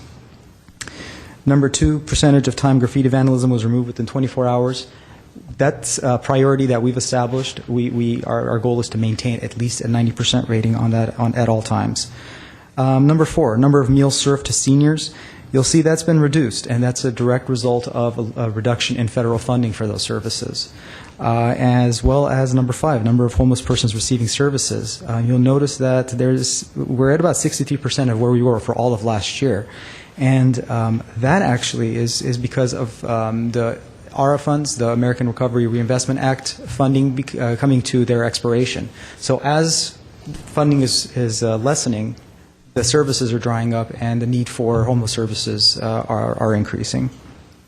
Finally, could it be partly because we had a winter shelter as well last? No, that would be last year. Yeah. Okay, no. All right, this is just first quarter numbers. Right. But we will come back. That's a good question, because we'll come back and start in mid-year, again, as we finalize this format, applying dollars to these service levels. And so we can see the cost per meal served, the cost per person serviced. A nice point at the very end is the percentage of applicants that are placed into placed into employment through the Verdugo Job Center. You'll notice that for all of last year was about 63%. We're at 91% in the first quarter. That's a significant Which item improvement. are you looking at? The last one, number 7. Percentage of applicants placed into employment. The yellow is difficult to read on there, so. Okay. From here anyways. All right. So that's at 91%. I'm told that number can fluctuate a little bit, but it's just a reflection of jobs being available out there for qualified applicants. Fire. The total cost for service, that's right where it's supposed to be at about 25%. No increase, no reduction in the cost for service. Number 7, average turnaround time per plan check submitted, vast improvement by about 42% or 28 days. Definitely turning around plan checks much faster than we used to. Number 9, average time to arrive on scene is... I'm sorry, just to interrupt there on that. And that one is a very interesting one as well, because Chief Scoggins has, early in this fiscal year, brought on part-time plan checkers to help expedite that. So again, as we look at try to identify a trend in quarter 2 or 3, is understanding, is it a reflection like it may be on the building safety side, where it's smaller permits, less sophisticated, or is it that we're the impact of bringing in more people to do the work and turning it around faster? And that's the kind of thing that we'll be looking for. Just jumping to the bottom here, the total overtime hours worked, I know that's a question that's come up over time, so we included it here on the key performance indicator summary sheet. You have the hours worked and the total overtime cost. And the hours worked, we're at about 26% where you'd expect to be. The total overtime cost is at about 28%, but that will fluctuate over time, and over the last several years it has come in under budget. With respect to that, though, I'd like to point out that in your packets, with respect to the actual complete lists that would included, the overtime cost is broken out into the separate components of what that's comprised of, whether it's MOU-related overtime, workers' compensation-related overtime, training-related overtime, or reimbursable overtime for mutual aid type call-outs. Glendale Water and Power. Number 1, water produced from Verdugo Basin, where we would expect to be at about 22%, but the amount of water that we've imported from the MWD has increased a little bit. That, again, is because of the warmer summer months. We can only produce so much from our local wells. In the summer months where water is at a higher demand, we do import a little bit more. Number of water main breaks, we've had 3 so far. We had a total of 13 last year. That's right around 23%, where you would expect it to be. Total O&M expense per kilowatt hour sold, we're noticing a reduction in those costs. Number of preventable outages are right where you would expect them to be, 4 for the first quarter, 14 for all of last year. And a number of transformer failures, a little bit high, but let's not forget that we're just coming out of the summer months. The demand on the system is much higher, so it could be due to the increased loads. Finally, at the very end is the GWP cash reserve. Our goal is to be at 100% or 124 million. We are at about 37% at this point. It's a 1% reduction over the last year. Human resources. Interesting facts. Number of Glendale University classes offered, 12, and the average number of participants per Glendale University class was about 9. A little bit low, but it was the summer months again. Most people are on vacation. You're not going to have a lot of people taking those classes. We expect those to go up in quarters 2, 3, and 4. Number 6, total number of sick leave hours used, lower than it's supposed to be at about 22%. Number of new workers' compensation claims, right around 23%, lower than you would expect it to be. And the median incurred per open workers' compensation claim is somewhat consistent. Slight increase, but not by much. Information services, the number of PCs per support staff, whereas we used to have 196 PCs being managed by one support staff person or a PC specialist, we now have 225, again, due to reduced staffing. Number of radios, just another interesting fact. The overall satisfaction rating by internal users. For each time that an internal user submits something to the help desk for assistance, at the end when it's all done, there's a survey that comes out, and based on the results of those surveys, the department has a 4.96% or 4.96 rating. The higher the number, the better. The rating scales from 1 to 5. And the number of website visitors had a total of 2.24 million last year, and we've had a slight increase for the first quarter at 607,000. Can we sell ads on our website? That I don't know. I don't know the answer. No. We do not. I know we do not, but can we generate revenue out of it? We've talked about it through the city attorney's office, and the advisement we got a few years back was that we shouldn't go down that path because of the advertisements, that it would open up to all sorts of advertisements that we may not want to look at. So it's something we can look at again. My question was, can we? Is it legally feasible for us to do so? Yes. It's a policy Ask decision. the question then. while the city attorney is not here. How On convenient. purpose. It would be then a policy decision. Or he left right when I asked Right. him. Good timing, I guess. But we can look into it again. Okay. We're nearing the end here with library. First one is their total cost per operating hour. You've noticed that it's actually gone down from $3,470 to $2,571, again, due to a reduction in their overall staffing. The total circulation per capita is a little And bit now higher. we walk in when we're talking about libraries. The total circulation per capita has increased just a little bit to 30%, but that's typically higher in the summer months because of the students being off. Average children's program attendance, again, summer months, slight uptick from 22 to 40 participants. Number of visits to the website, 144,093, slightly less than 11-12, but time will tell what happens. I mean, that will, again, fluctuate with time. And the facility rental revenue is at about 16%, a little bit low for the first quarter. Management services. Internal audits commenced. We had a total of 14 internal audits last year. We have 8 in the first quarter. That doesn't mean that we're necessarily going to surpass the 14 we had last year. It's just a reflection of the annual work program and how many get commenced at what point in time. I was talking to the internal auditor earlier today, and barring any unforeseen issues, we look to kind of stay within that 14 to 20 range. Average length of time per investigation. This is personnel investigations by our senior investigator. That you'll notice a slight increase from 4.9 to 7.4 months. The reason for that isn't because we have an increase in the number of investigations. It's because the senior investigator was actually retiring. So what she was doing was putting off some of the lower priority investigations to make sure she completed everything on time. Total number of citizen requests, those are the walk-ins, the calls, the emails that come through. We had a total of 382 last year, 105 already in the first quarter, which is typical.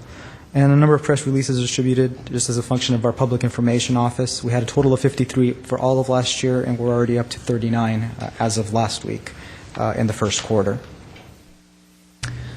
Police. Number of sworn officers per 1,000 employees, we've maintained that for the most part. We went from 1.33 to 1.32. Number of volunteers working in the police department, we generally have about 40 to about 46, 47 on an annual basis. And it's interesting, if you look at number 5, the value of volunteers' hours contributed, those are actual dollars we're not paying out of our own budgets. This is just free labor that our volunteers provide to us. 440,000 for all of last year and 120,000 in the first quarter. You'll notice that number 7, 8, and 9 are Part 1 crimes and felony arrests. Those are tracking fairly consistently at 24, 23, and 24% respectively. Total DUI arrests has gone up slightly, and our Priority 1, Priority 2, Priority 3 calls are fairly consistent. And finally, with respect to Public Works, the Beeline's on-time performance rate has increased by about 3%. But better yet, the miles between mechanical system failures has significantly increased from 18,000 to about 34,000 miles between mechanical system failures. Numbers 4 and 6, the total lane miles of street resurfaced and the total lane miles of street slurry sealed. Again, you'll notice that there's no numbers in the first quarter. It's not because we're not doing anything out there. We typically use the first and second quarters to do the planning, design, and the RFP process, and it'll be in the warmer, more stable months that the construction actually occurs. So quarters 3 and 4 is when you'll see those increases. And finally, 12 and 13, the cost per ton of waste collected and the revenue, slight decrease there. And that is a summary of our Key Performance Indicator program. If you have any questions, I'd be happy to answer them. Question on that one. Question, Mr. Weaver. Number 3, would that be a question of the vehicles getting older? Exactly, Mr. Weaver. Well, we'd have to we have wait. newer vehicles. That's one of the great assets, and that's what drove that number. I have a question. Are these going to be online somewhere, easy to find for the public every quarter? Correct. I planned on actually having them with a budget presentation online, but we can put it on the city's website, on our department's website even. What is the number of streets, the number of miles of streets we have planned for 1213 to be Mr. Mnuchin, surfaced? I don't have a number off the top of my head. I can That's certainly the first for you. Can certainly get that for you. But just to elaborate a little bit on that, it actually is the warm months when we do a majority of our work. So in trying to track these, we are sort of, as you've heard, adjusting. So we decided to book it in the quarter where we made the final progress payment. So we haven't made that final progress payment in the first quarter. You should probably see a large number next quarter as we finish a number of these projects in that time. And again, that'll be the end of the warm season. But it can certainly get you. What we usually do, Mr. Mnuchin, because we're not sure, depending on how good of a bid we might get, we might add more work and then calculate the total number of miles that we do at the end of the year. And the target for, or not so much the target, but the actual for last year was a little over 13.3 miles. So the idea being, if we're going to try to hit that, and as you look through the listing of all of them, we will include the cost as well to give you a cost efficiency index. Okay. We'll start central between the freeway and Broadway after the holidays. Correct. Also. Correct, Mr. Mayor. Mr. Weaver. Make the comment. I didn't mean to make light of the 40 slides. I know a tremendous amount of work had to go into preparing these performance indicators. No easy task. I involved all the city staff in doing that. It's going to be nice to monitor as the years go by, see where variations occurring. It'll help you in deciding where you have to make adjustments. Staff. We're very excited about ISD actually being able to do a number of these things online in real time. So that department director, that city council member can log on and see any of these numbers in real time as they happen. There are a number of cities that are doing that now, and I think we're well on the road to doing that and following suit. In other words, they're not waiting to the end of the quarter, like a weekly so much or something of what, they're updating? Yes, sir. So much of what we do is computerized already. With a little bit of time and a bit of money, we can integrate all of those systems, our work order systems, the PeopleSoft system.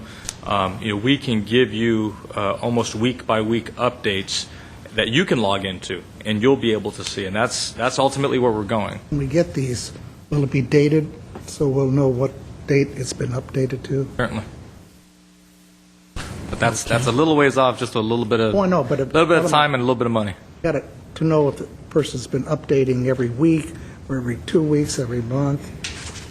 And as we set the template, even as we go on just the system that you see that we've presented tonight, that will even get easier, which is a relative term for John and Bob and Jason and certainly all the departments, but that'll get a little bit easier as the format is set and, as I say, that concrete begins to dry. Okay, I have two speaker cards, Herbert Milano, followed by Mike Mohill.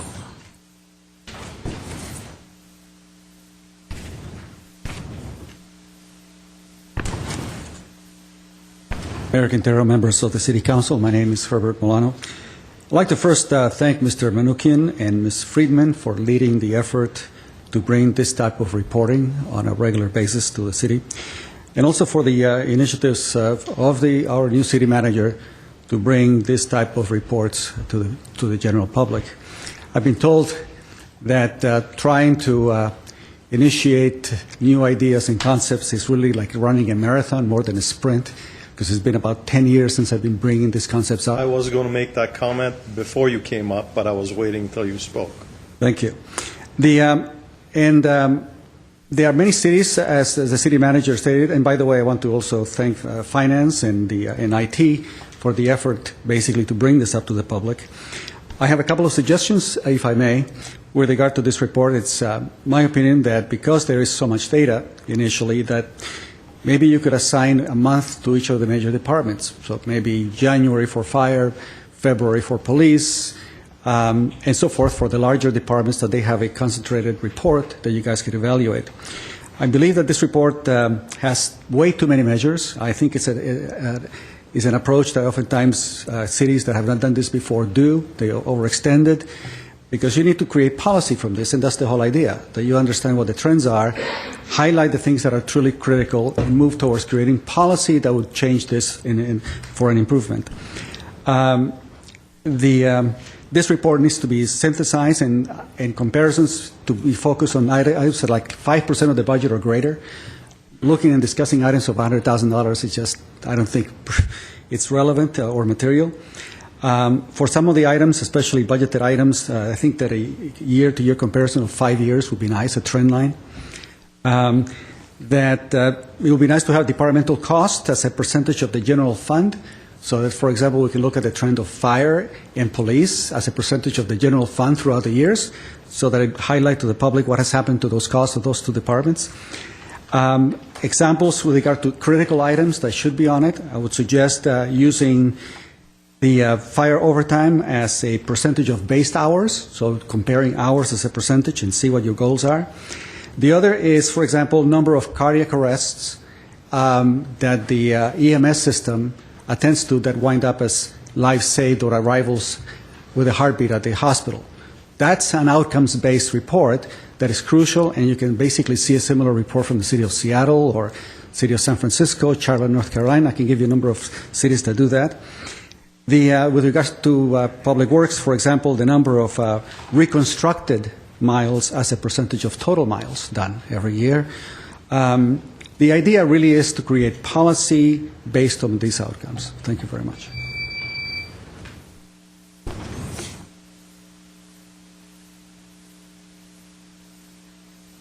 Mayor Quintero, council members, viewing audience, my name is Mike Mohill.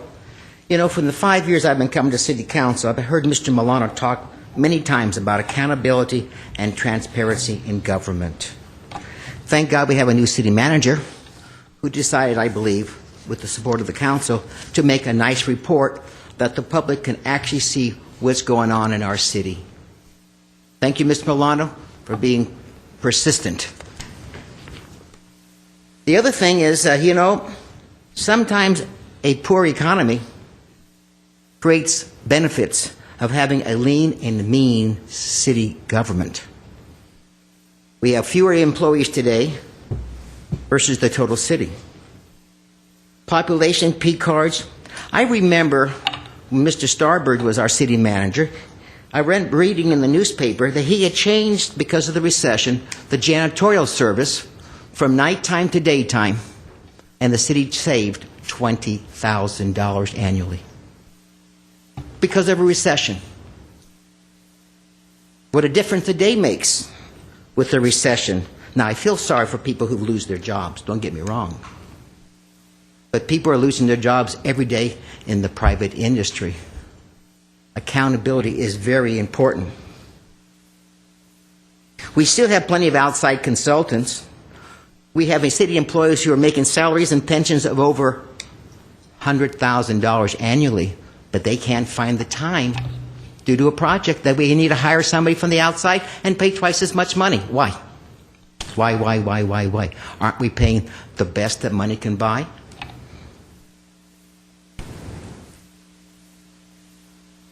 Again, thank you, Mr. Milano, for being persistent for the past 5 years.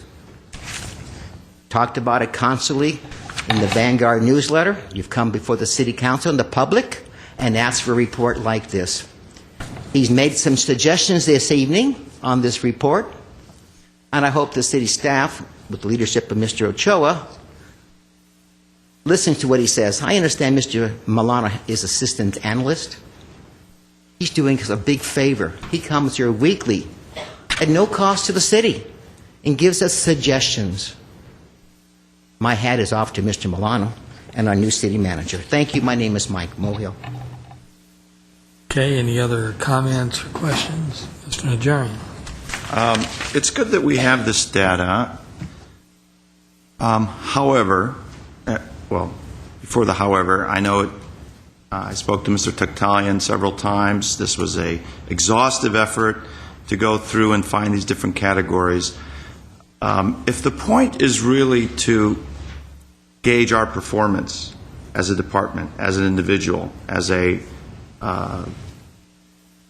fire crew or a graffiti crew. I think there's way too many categories here that are completely not reflective of our performance. For example, claims against the city. Well, what does that judge? That maybe judges how many attorneys are out there advertising. It maybe judges how generous the juries are giving verdicts in the courthouse across the street. It may indicate how smooth our sidewalks are. It may indicate how quickly we are to settle a case. DUI arrests may depend on how many people are drinking, how many officers we have assigned, whether it's raining, whether our bars are open a little bit later, the total number of bars in the city. So if you go to any one of those particular departments, I think there's only a handful of valid categories that have any bearing on our performance. Numbers of streets, miles of streets paved. Well, Steve, I think that's primarily dependent on dollars in the budget for street paving. It in no way reflects the productivity of your crew or of your department. So before we get caught up in all these numbers, and I can go through any one of these charts, I think there's really only a handful that have any true meaning. And if that's what Mr. Milano was alluding to, I agree with him.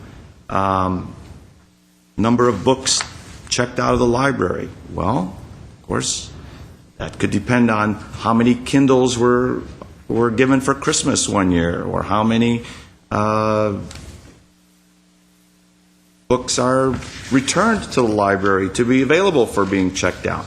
So my suggestion is that we as a council, and maybe again this is what Mr. Milano is alluding to, go through each department and look at these indicators and see if they truly contain the information that we want to receive, and base that on what we're looking for. Are we looking for response to Public Record Act requests? Well, the factors that go into that are how many requests were made, how lengthy was each request, how many, how involved was each request, etc. So before we look at the city clerk's office and say, look, you guys are down because you've only fulfilled 10 requests this month, but each request took us 40 hours of research time to get it. So to me, that's not particularly a bit of information that's relevant. So what is relevant, I won't know until I actually go through and look at each one. I think it's good that we've gone down this road. I'm not sure how, did we have to hire, are we going to have to hire a full-time staffer to do all this? Who's going to do all this? Our office will. Do we have a stat on that? How many hours? It'll be a big chunk of. So here's my point. My point is it's a lot of information. I think there's a handful of categories which are truly valuable and relevant. The others we can maybe put on a second tier. But I look forward to going through that process in determining and discussing which items are really critical for us to monitor, to keep on our dashboard of changes, whether it ticks up or ticks down, and then go from there. But generally, this is something new that we're going to deal with. It's more information is better, but let's not go into information overload and really focus on the things we can monitor and the change. I can tell you that my standing order to all of the execs is that if this information doesn't mean anything to you, it won't mean anything to me, and certainly not to the council. So if there's an item in here, and as I said, as we go through to mid-year, my guess is that you will see some of this get whittled away. Other information may be expanded, but it will change, but we need to lock it down sooner than not for some of the things that you rightly identify, because we don't want it to be a waste of time. But I think as you'll see in the mid-year, we will have dashboards for each department that the council can get into as much detail as you would want, but certainly we don't want to overload you with it. You will have those 5 or 10 most critical types of indicators per department, and everything else will be for the benefit of the exec and their management team. I don't know who I'm asking permission to. The mayor's not Well, here. he But, left, so go ahead. I'm really glad to see this. I've been asking for this for a number of years, and this is more information than I thought we'd see the first time around, so thank you. I would like to see this at some point for our programs. You know, whenever we're going through programmatically and trying to divvy up scarce funds between programs, it's very hard for me as a policymaker to evaluate those programs without having some sort of performance benchmarks. So I think that for the programs that we are asked to fund or defund, at the time when those requests come up, we need to have some kind of indicator as well. Yes, ma'am. Yeah, go ahead. No. Oh, Just remind me, I'm the mayor pro tem, and he's Oh, in the okay. back. All right. I want to thank staff and the city manager for actually coming up with these, or working on these numbers. I frankly did not expect you to bring this forward. I was going to keep hounding you on it until you did it. But apparently, you and your staff were hard at work, and I think this information, it's not, in my opinion, it's not necessarily for the council, it's for your managers. And taking the issue or the example of DUIs, if we see a trend over a number of years, or if the police chief sees a trend over the number of years of DUIs increasing on a quarterly basis, then he's got to take action on those DUIs. That's where this information is helpful. I think this information has to be flexible as we move forward, and we and your managers determine, as you were saying, what is really relevant and what is not. And I'm just elated that we are looking forward to, or you are working towards, the day where this information is live and your managers can have this information on a weekly basis as opposed to on a quarterly basis. That's when your managers will be able to manage their departments more effectively. So I'm pleased with the report. I think you did a great job. I can go through every single line and criticize every single one of the key performance indicators, but it's really not my job to do that. And these key performance indicators are not for me; they're for the community and they're for your managers.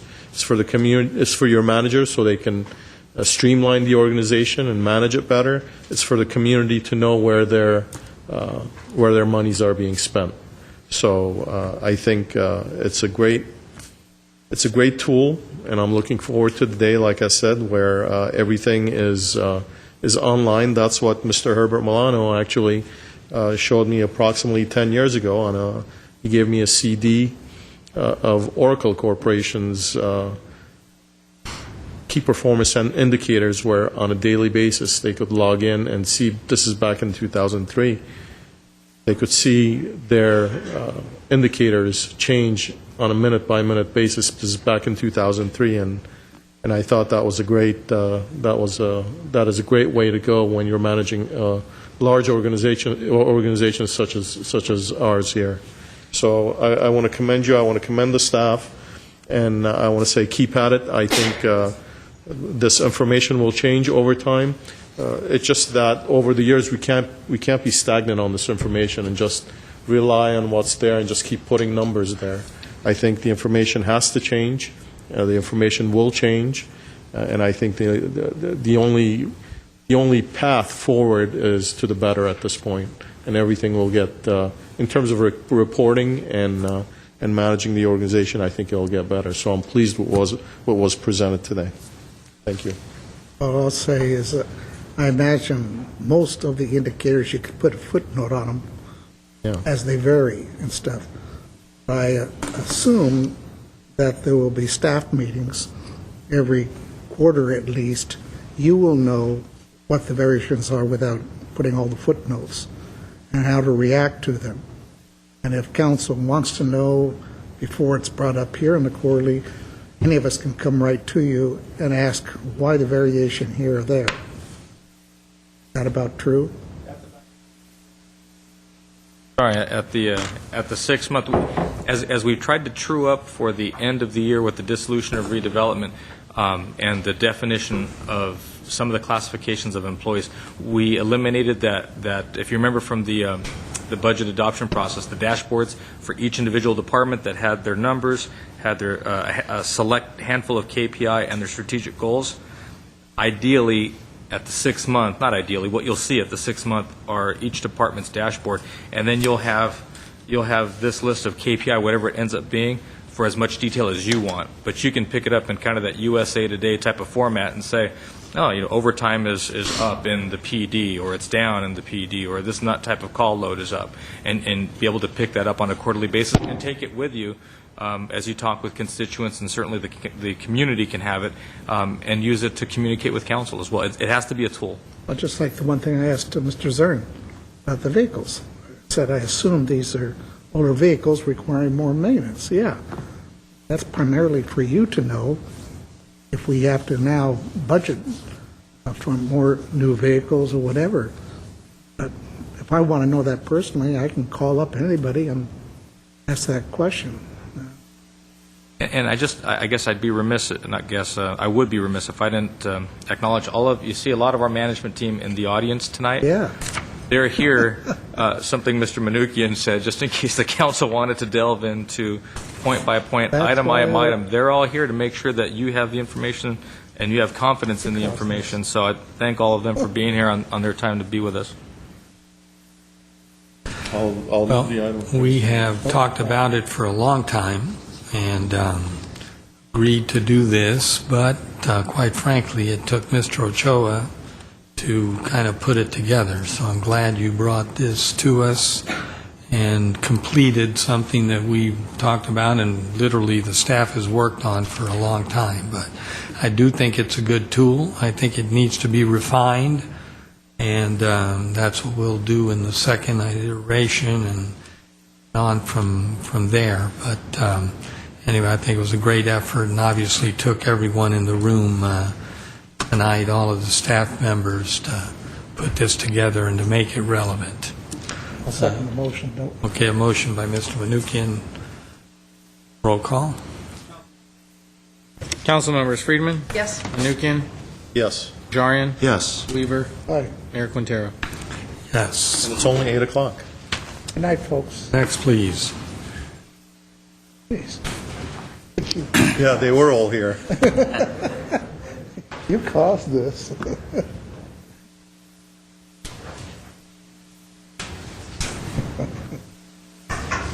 8D is City Attorney regarding amendment to the city's charter regarding the city treasurer, fund structure, compliance with GAAP and GWP transfer, accounting and finance, eliminating obsolete language, and civil service rule amendments.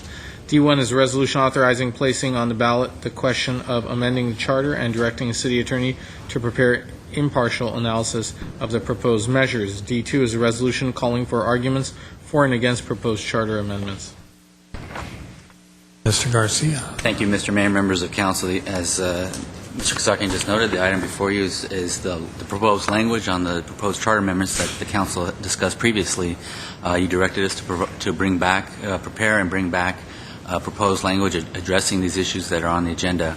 There are 4 potential measures that we were directed to discuss. One measure would be Measure A, dealing with the city treasurer position, making that an appointed position. Measure B would be dealing with fund compliance, our general fund and water and power funds, making those, require those to be consistent with the generally accepted accounting principles, and sort of refining and reducing the number of funds required by the charter. In addition, addressing the issue specifically as it relates to the transfer and clarifying any potential ambiguities there are there. Measure C, dealing with accounting and finance changes, mostly cleanup changes having to do with petty cash, the naming of the Director of Finance, and then Measure D having to do with the civil service rules, specifically the Rule of 3 and bumping rules. Let me start off with that one, Measure D. As we noted at the time we brought this report back to you, Last month, we noted that that particular item would require meet and confer with our employee organizations. We're underway in that process, but I can tell you at this point we will not be complete by the time that we need to have these charter amendments available to be put on the ballot. So at this point, with respect to the civil service rules, we're continuing to work with the associations, but we can state now definitively we won't have those in time for you to consider to put on the ballot for this April's election. With respect to the treasurer, again, the direction from council was to prepare a language making that position an appointed position. The ballot measure, if adopted, would take effect immediately. The position would be appointed by the city manager, would be at will.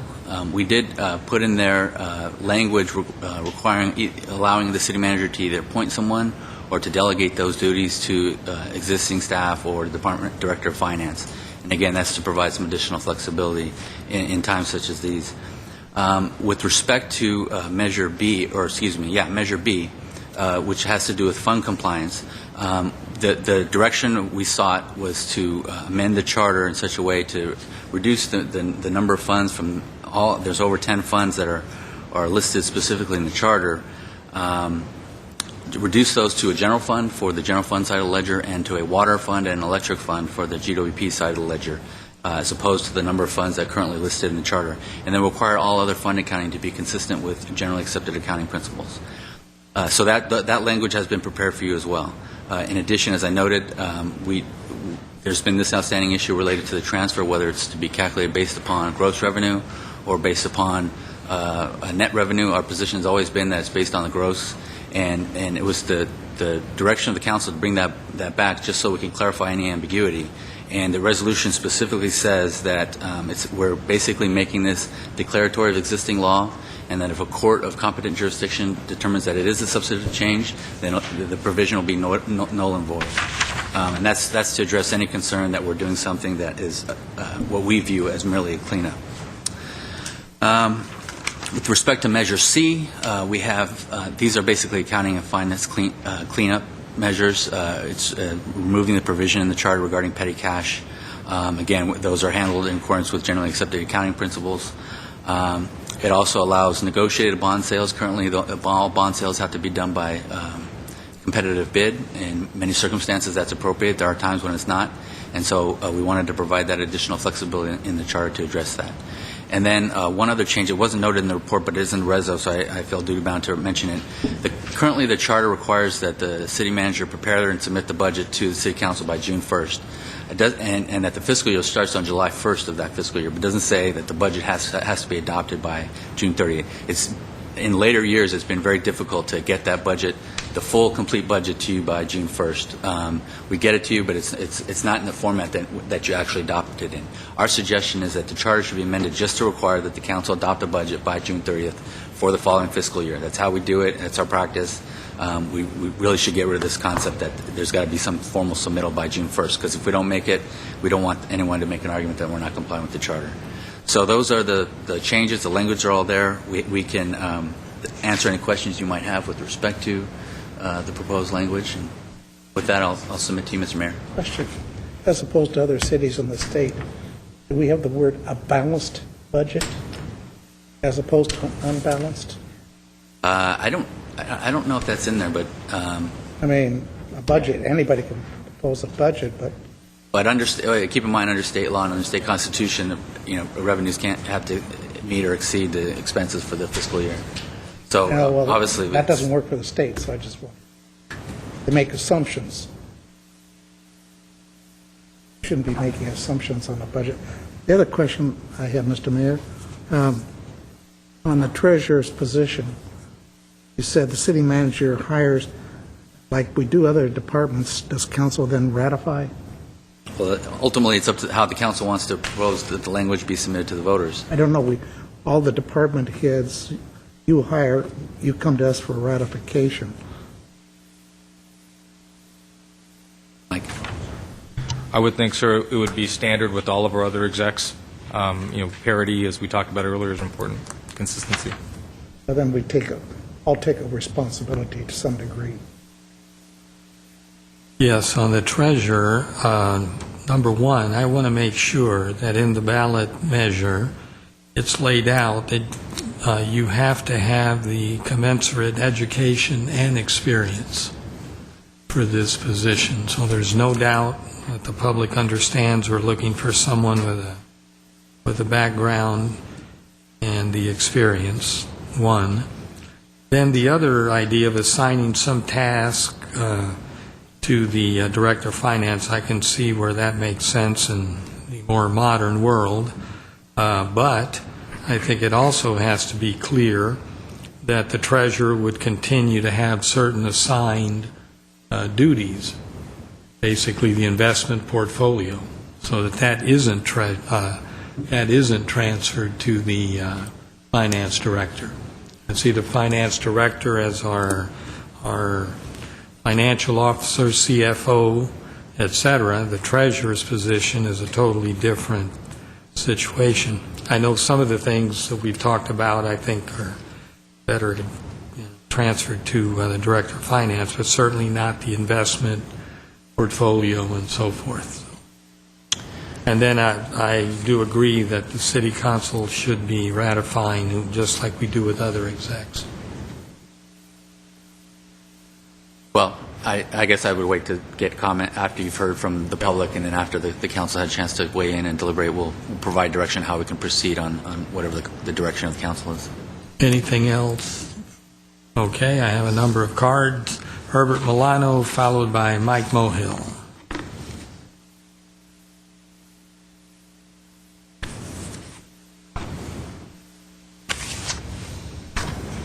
Mayor Quintero, members of the City Council. I would like to speak with regard to the charter amendment and potential changes to the wording having to do with the Glendale Water and Power transfers. I have shown these documents to other individuals who have knowledge of the legal knowledge and background with regard to these issues. A couple of attorneys have looked at it, and it appears to me that it is fairly clear, according to what they have been able to determine, that it is the surplus, a percentage of the surplus, that is being considered for that transfer. If you were to change the wording such that it becomes a percentage of the revenues, it is a substantial change. And 25% of the electric utility revenues is $50 million a year. And the current transfer is around, $21 million. That's a major and significant change that you can only accomplish by basically increasing the rate of the electricity rate significantly.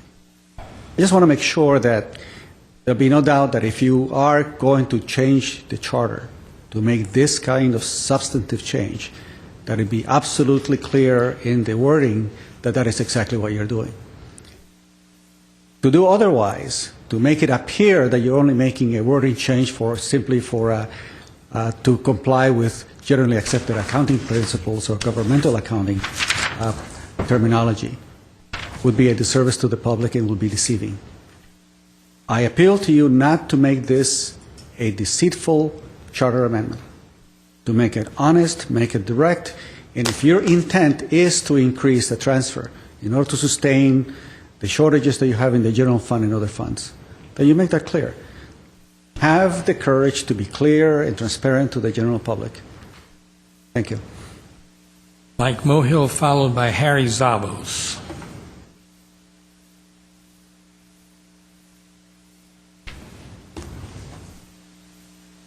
Evening, Mayor Quintero, council members, viewing audience. My name is Mike Mohill.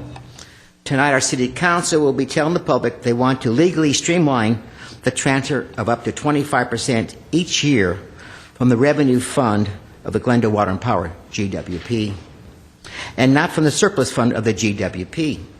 By continuing to transfer money first from the revenue fund and not from the surplus fund, the public will not be aware there will be little money left over for our needed infrastructure repairs.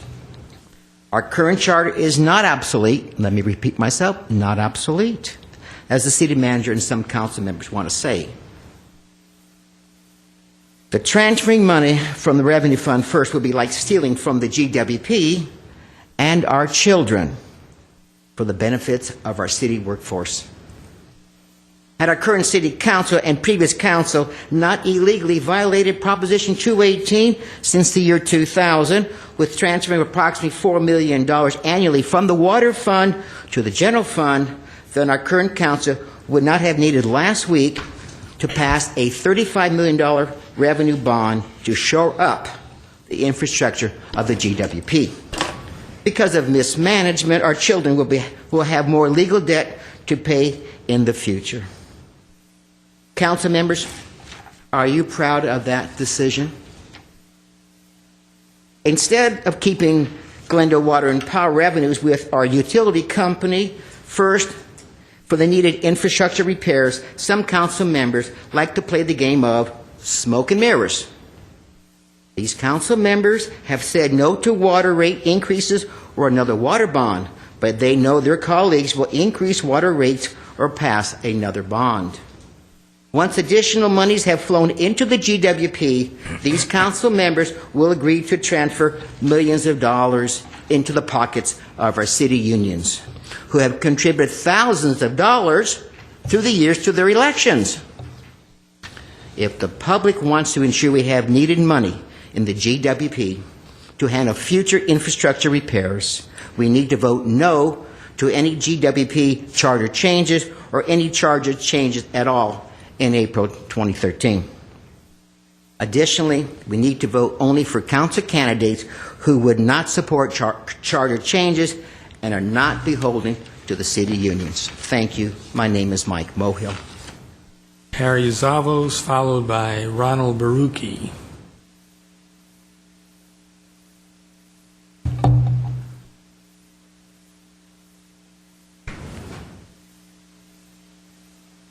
There's only one slide.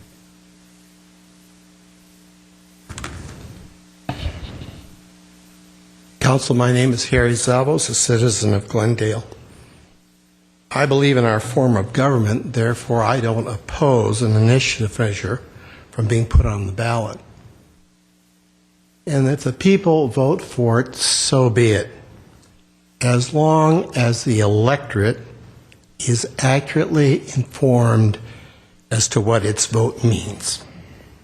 So I take issue with the staff's statement that the initiative, and I quote, clarifies and removes any ambiguities as to the transfer of funds from the utility to the general fund.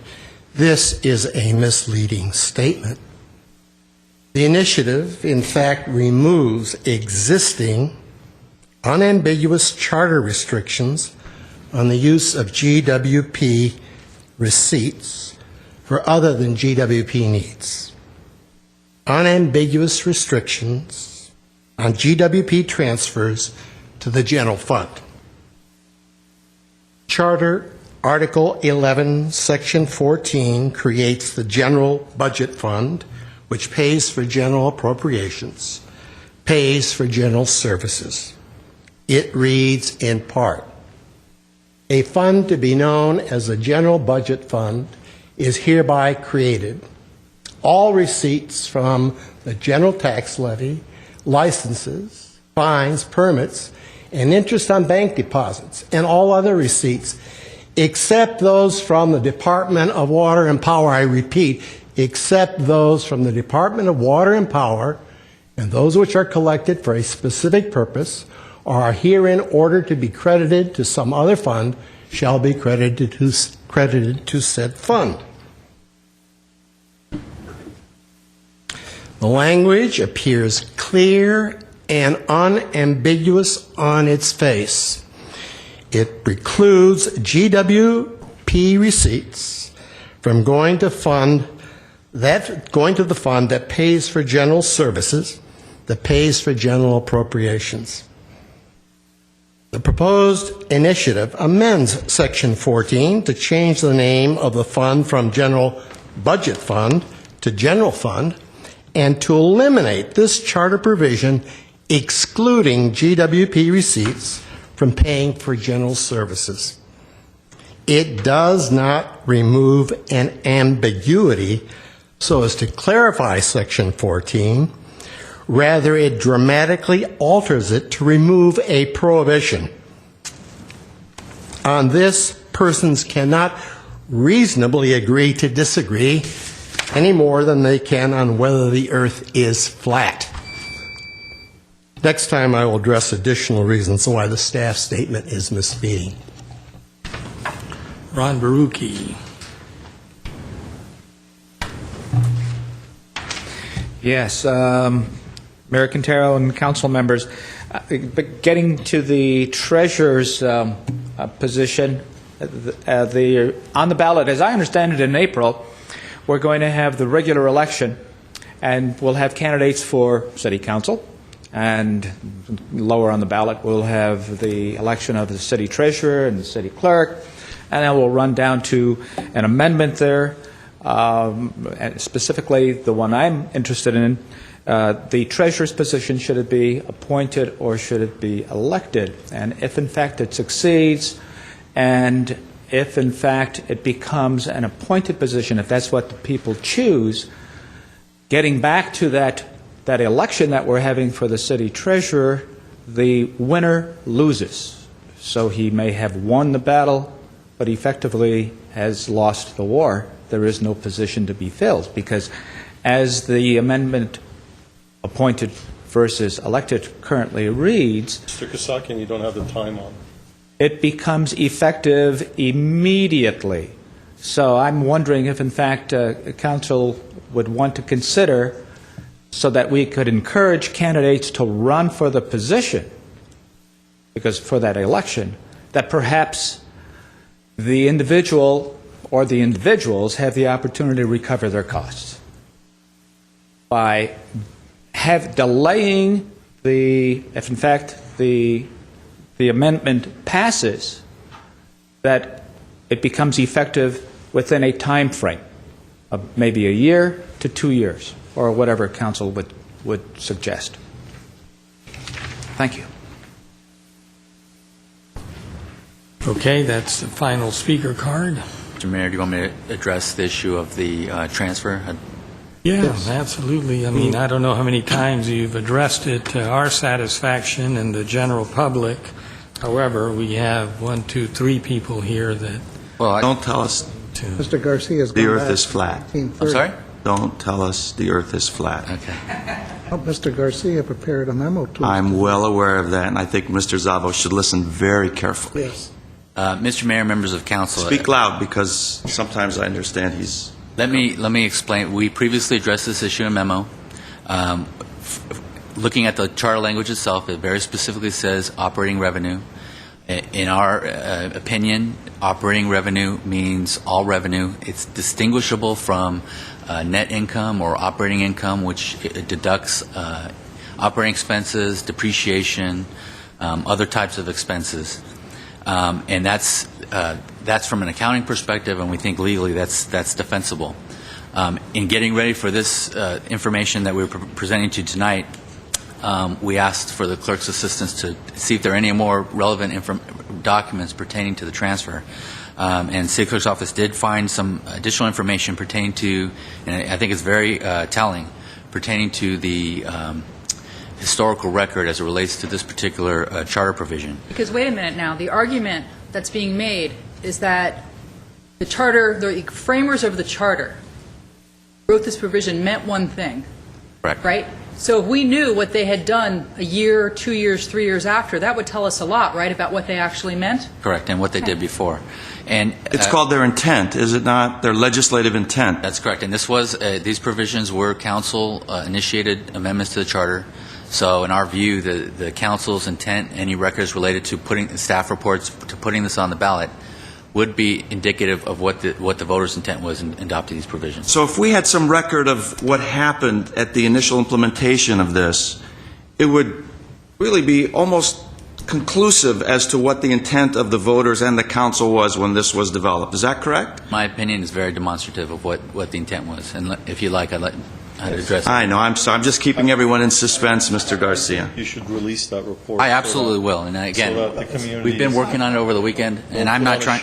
we're not putting on a show here. I think this is public information. The public should have that information, and they should, look at it. Before Mr. Garcia punctuates that with what his opinion is, I think it's worth noting that because this issue has continued to come up, it's required the city attorney's office to continue digging through archive Absolutely, after archive after document. So it isn't as though this is information that's been just held in abeyance. This has been an ongoing process to try to uncover what that intent really was. And at this point, I think we have some, as Mr. Garcia would state, demonstrative intent from the framers of the A couple Would things. that help quell the charges of lies and deceit? I don't know. Mr. Garcia? I don't know, Mr. Mayor. But let me just give a little bit of background. Couple things. At the time that the council adopted the resolution to put this particular provision on the ballot in 1941, this was the first one. It was at 12%. 1941. Correct. To put it on the charter, it was a 12% transfer of operating revenue, and it's actually, the wording is important too, I think. It's an amount equal to 12% of operating revenue, and the current charter says an amount equal to 25%. In my mind, that tells me it's not whatever is in your operating revenue account, it's not what's in your surplus account, it's an amount equal to that amount.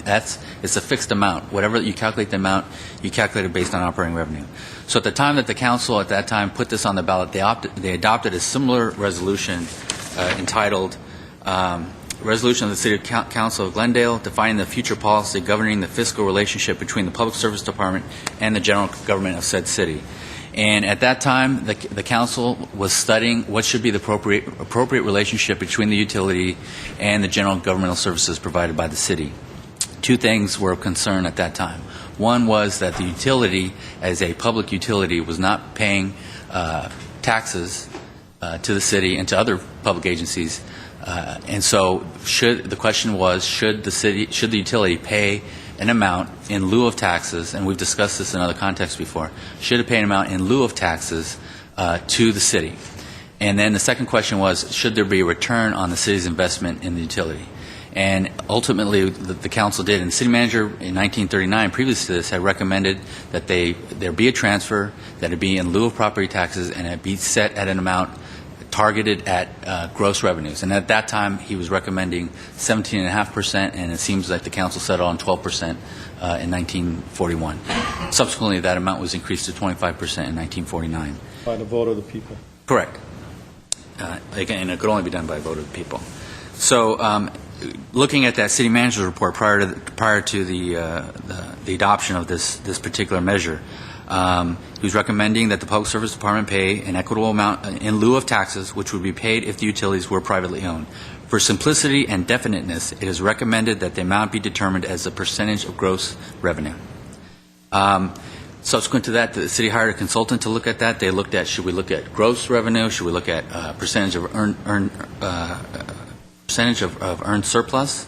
And again, ultimately, the council adopted an amount equal to 12% of operating revenue. They specifically defined operating revenues as determined in accordance with the Uniform System of Accounts for electric and water corporations. And so those particular documents are documents that are published by the then Railroad Commission, now the Public Utilities Commission, as far as what are operating revenues, what are operating expenses, what is operating income. It's very clear from those documents that we have copies of, and we'll make those available, that clearly the term was defined to mean gross revenue. It distinguishes between gross revenue or operating revenue as gross revenue versus operating expenses and other types of expenses. So that was the intent. I think it's pretty clear from my view that they adopted this resolution at the same time they adopted the resolution putting this measure on the ballot. They were trying to establish an appropriate relationship between the utility and the city. And I would note that at the time, the city was not paying for streetlight service. Subsequent to this measure, streetlight service was paid for by the city, and that occurred until such time as the utility took over ownership of the streetlights. But up until right after that time, from the point 1941 until about 2003, the city was paying for. The city was paying for streetlight service. So there was an exchange that was made there, and that's embodied in our charter. One last point about the general fund and the general reserve fund.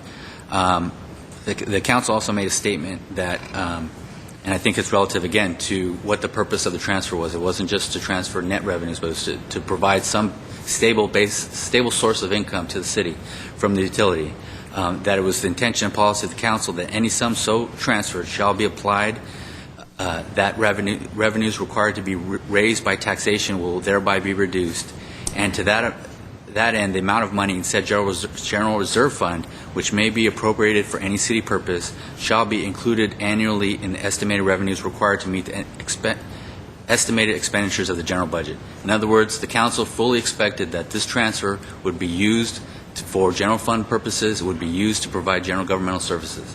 To me, any hesitation I had previously, I think it's pretty well addressed by these particular documents that luckily the city clerk's office was able to help us locate. And do we know what they actually transferred? Was it just some surplus money, whatever was left over at the end of the year for the next few years? What did they actually transfer? Oh, they transferred operating revenue. They transferred the full 12% Right. of the operating revenue. One thing I will say, and I think this goes to the question, why was it addressed in the surplus fund? I do believe that at the time, the surplus fund had a large surplus. And so they just figured, let's just get it from there. And it was appropriate for the surplus fund to transfer that money. Now, under today's accounting standards, transfers like that have to be made before you put the money in the surplus at the end of the year.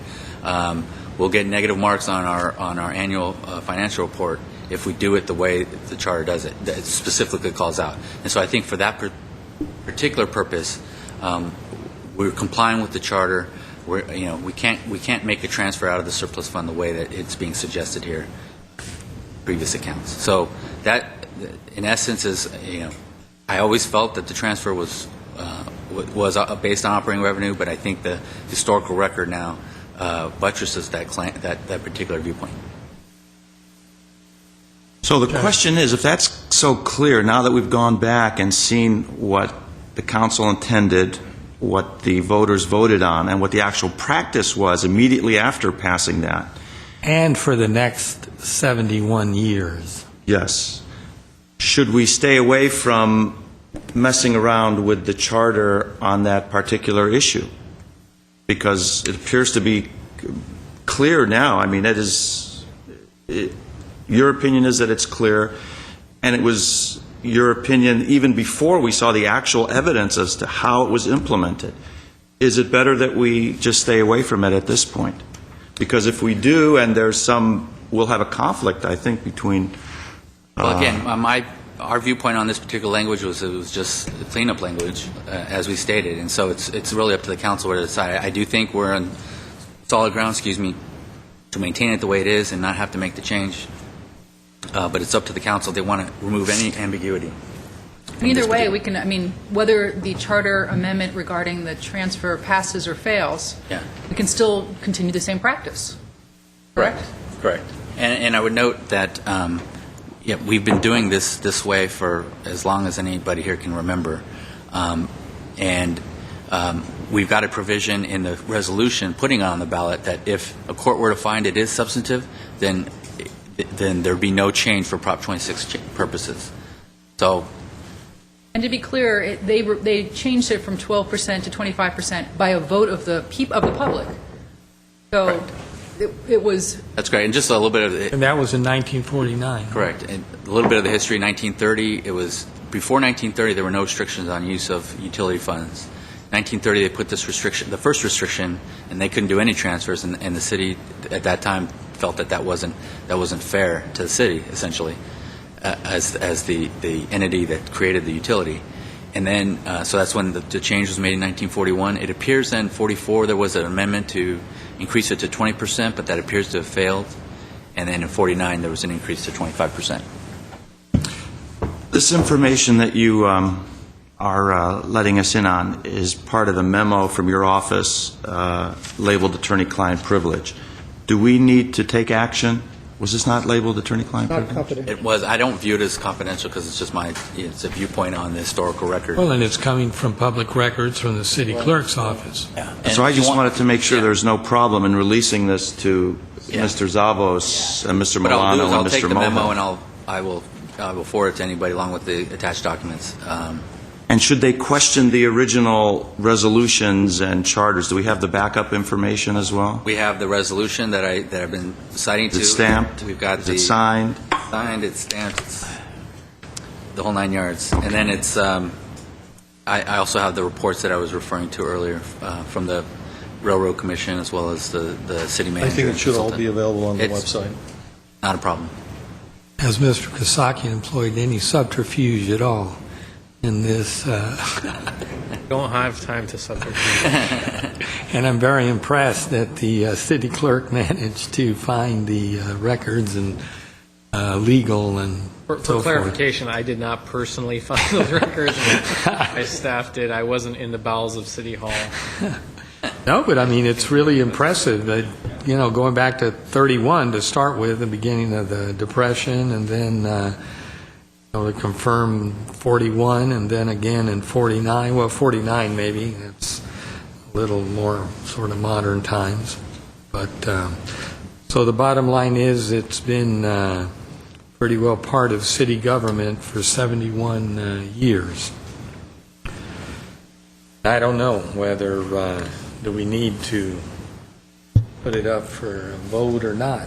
Well, I think just to clarify where where the funds are coming from, it seems like, you know, it always seemed to me that whatever fund some money comes out of does not restrict how the money gets into that fund.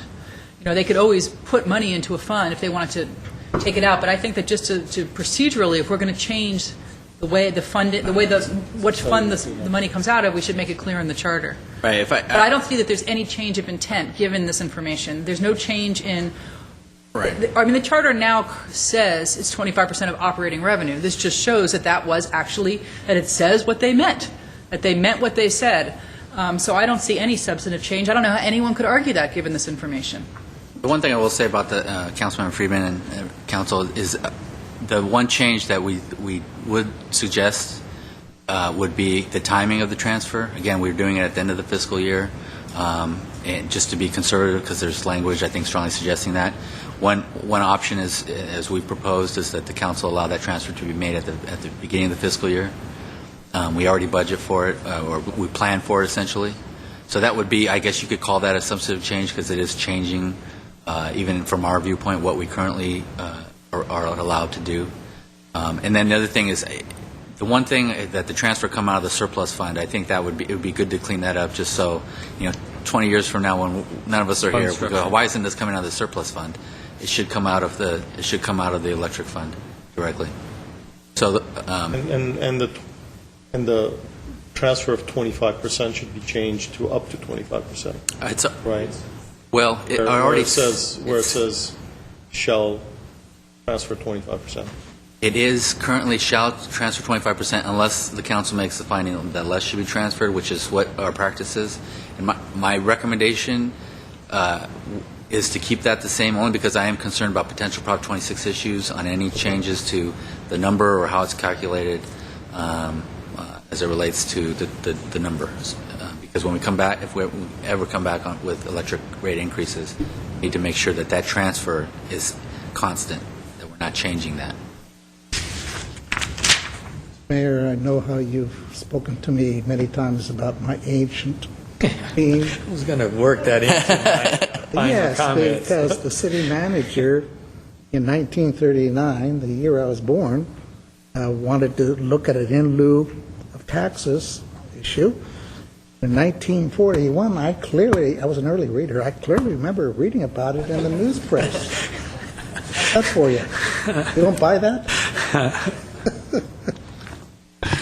Well, I favor keeping it on the ballot. I don't see how there's any substantive change given this information, but I do think that we do need to clean up the timing and the fund part of it. And to me, that's not anything substantive at all. It's accounting practices, and I think that our charter language should make that clear. I don't understand how speakers can say that it means we're going to be transferring more, because we're not changing any part of that. I forgot to mention that. Nobody's talking about actually increasing the amount of the transfer. In fact, we've been lowering it. Correct. Put it on, clean it up. Clean up the charter. I'm fine putting it on either way. Whatever. Side prevails is fine with me. Okay, how about Mr. Baruchi's comment about making it a longer period in terms of if it prevails and the treasurer becomes an appointed position, that it be not effective immediately, but a year later? Can you do that? Can you have it a year later, or it has to be the whole term? Seems awkward. You're in a year, and then you say, thank you for your services, goodbye. Well, it's kind of like special elections are like that sometimes, too. You know, if somebody I think leaves- it's permissible to set a reasonable amount of time. Well, I would ask As a Mr. charter city, we are allowed to have a different rule than what is allowed for general law cities. I just wanted to ask Mr. Ochoa, as the person who, if this passes, will be making the appointment, how that would fit in with making an appointment. You know, well, we're pretty adaptive, I think, so to the extent that if it was the council's pleasure to make a change immediately, we're able to do that. If you wanted to do it over a period of time, there is a differentiation between our execs, which include our 2 elected officials that sit as execs, and then the line department directors. We've kind of bifurcated those groups. We all still sit together, but then on different items. Basically, the dividing line is do they work under the apparatus of the city manager's office, or are they independent of my office? So the city attorney, city treasurer, city clerk, they're independent of my office. So really, we can do it either way. Then would you find it, though, difficult if someone had been in that position a year to not appoint them? I mean, would that be something that, I mean, you're kind of a tough guy, but you're going to find yourself, you know, reluctant no matter what happens? Well, to the extent that we, the position would, if it became appointed, we'd have to go through civil service to establish the qualifications for the position, and so that would have to be met first and foremost. So you would have to have somebody that meets those qualifications, and if they didn't, then they couldn't be considered. And if they did, they could apply for the job and compete along with everyone else? That's correct, and it would have to be an open competition.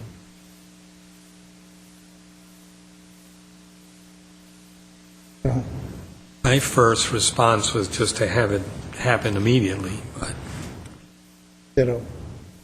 Agree. I think it'd be awkward to go the other way.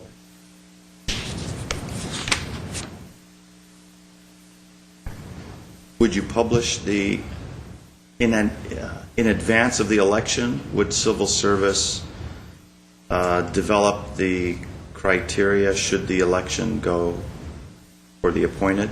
My tendency, I think, my inclination rather would be not to do that, rather but wait and respect the process as it unfolds, and if it is determined to be an appointed office, then begin that process of working through civil service. I wouldn't want to presume anything.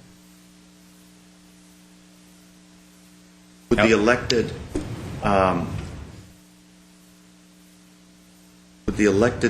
if the decision was to appoint, would the elected treasurer automatically displace the former treasurer? That's a good question. I mean, on the one hand, I don't want to deal in hypotheticals, but if pressed, I imagine we'd come back to Mr. Baruchi and say, could you stay around for an extra 60 days, 90 days, while we put together classifications and conduct a process. Conversely, if Mr. Baruchi was not amenable to it, I think we would come back to either Mr. Elliott or the deputy treasurer and have them step up into that role in an acting or interim capacity. But it's no different than what we've done, for example, with Mr. Zern initially when he took over GWP. We can fill that spot. how many employees are there in the treasurer's office? Several. 5. Including you, so 4 others. And But they are a hard-working it does presuppose, what's that? I said, but they are a hard-working bunch. Well, I mean, the benefit of doing it this way, and I'm really okay either way, but the benefit is that it might get more people to apply, or somebody to apply. We don't know if anybody's running at this point, and it might scare people off to think that they could spend money and not have anything to show for it, whereas at least a year, they're definitely going to make their money back in a year, I would think. Exactly. Difficult right now to find candidates with a real job. I think we ought to come to the mic. Yeah, if you're going to make comments. Yeah, it's right now. Well, you certainly have all run campaigns, and you certainly know that you're running for a reward. Yes, a very high-paying reward. To turn around and have an election, and certainly if you lose, you'll simply have to. That's part of the game. But when you win, and you have no office and no return, no reward, it's a little difficult. It's very difficult to find folk that are going to make the investment and put up the resources to actually run a campaign. So I think it's a question of fairness. Make an investment. I thought this is public service, actually. And people should not be looking at it as making an investment. I spent over $150,000 in my 2007 campaign. I'm still trying to recover, and I make $1,200 a month sitting here. So individuals should not be looking at it as an investment. They should be looking at it as serving their city, basically. Well, if they're interested in running, they should serve their community, not look at it as a campaign to make an investment. Mr. Baruki, what's your salary?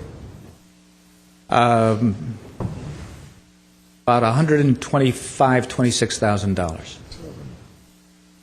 It's a lot more than we're making. Sure is. We don't have a staff of 5. Staff of 4.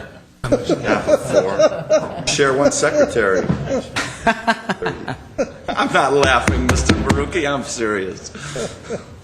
Anyhow, that's for your consideration. Well, I mean, he makes a good point, so whatever, 1 year would work for me. I'm okay with doing a year. Well, I'm opposed to the whole idea. I know, that's why I'm only talking to Weaver. Well, let me just put out a scenario. Someone, let's say, running for the position, maybe a professional, holds some sort of position in finance or whatever, wins the election, but it becomes an appointed position. Would that person quit his job at wherever? You came from B of A, right? Would someone like you quit your job knowing that maybe in a year you might win the appointed seat, but you might not? So you might be out on the streets. Tell B of A, I really like working here, but I mean, it places that person in some uncertain jeopardy. Usually, let me tell you my experience. Right now, talking to individuals to run for this position, folk are not public servants, as Mr. Manoukian was saying. What they're concerned about is basically, I've got a skill set. I want to be able to do the job. What frightens them is campaigning. They've got to turn around and form a group. They've got to have a campaign manager. They've got to raise funds. I don't know how many people I've talked to over the last 6 or 8 years that I thought were good candidates. They've retired. They've got an investment background.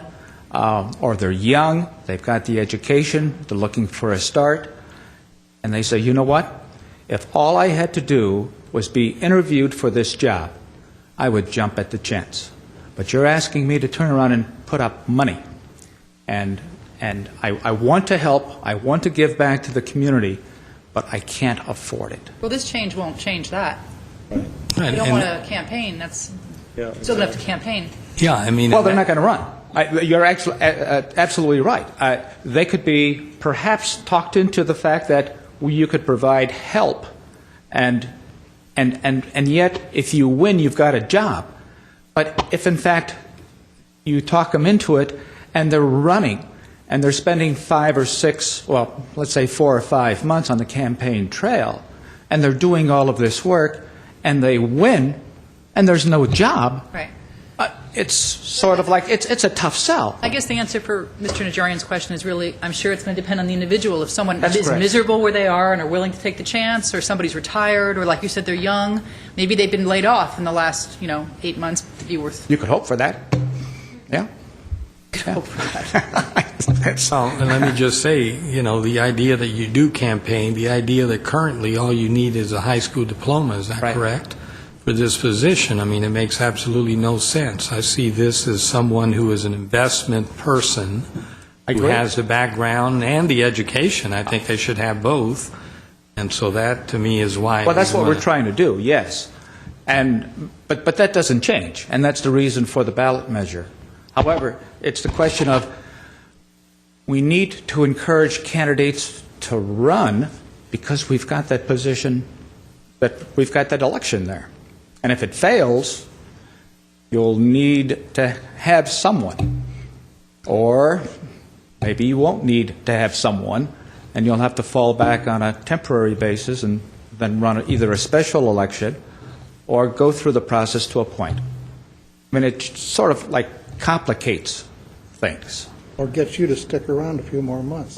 Yeah, well, a few months, perhaps. But effectively, I guess if you don't have candidates, then effectively, and if it doesn't pass, I guess then council's looking at a situation. Well, tell me this, if only one candidate runs, all they have to do is spend $1 or the entry fee downstairs, and they're elected.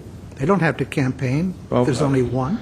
Mr. Kasakian, how much does it cost to file? It is approximately, I want $500. $1,000? Yeah. Might be more. But part of that is also can have that returned. So they put up $1,000, they don't have to campaign, they don't have to do anything. Well, they know they're the only candidate, so. Well, they'd have to campaign to defeat the charter amendment, though. I mean, to be, it's not just, one way of looking at it, if in fact, I mean, if you were the only you one. have both ballots on the, you have the election and you have the ballot measure. You're either going to, if you've got an individual there, and if you don't want to vote for that individual, I guess the voters can say, well, I can simply vote for the amendment and basically get it appointed. And that's a vote against the candidates. Oh, I see. So you're saying one candidate running, but people will know the candidate, so if they don't want the candidate, they vote for the charter change. It's a possible, sure. But I just wanted to bring this up for council consideration because I think at one point it was discussed as far as the time frame. Should we give them another 4 years, or should we turn around and effect it in a shorter period of time? My thought process is it's difficult for the city treasurer's position to find candidates to run, qualified candidates. You can always find someone, then talk them into that here's a job. But effectively, if they win, there's a reward and there's a position. If in fact, I don't know how you talk someone into running and putting in the time and the effort and the fundraising, if in fact if they win, there's no reward. Then the reward is the position. They need to recover their recoup. I think we got it. Yeah. Thank you very much. Okay, so what's the... Want to do it immediately. Immediately? You? I don't have a strong feeling, but I'm okay with doing it a year. If people think that would help encourage people to run, or a person to run, I'm okay with that too. I could go either way. People can decide if they don't like the candidates running, they can just vote for the change to a point. So it's these or this. It's two different measures, but it's either the ones running or the appoint. I'm sure there'll be plenty of candidates running. I know Mr. Baruki hasn't talked to all the candidates who are considering running for the position in case he's retiring. I'm sure there'll be plenty of individuals running, whether the ballot's on the measure, the measure's on the ballot or not. Do you have a preference about having it go into effect right away, or? I have a preference of not putting this on the ballot. I know, but beyond that. That's my preference. Beyond that, I don't have a preference.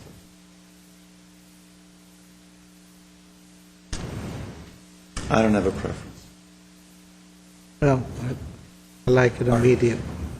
It's a hard decision.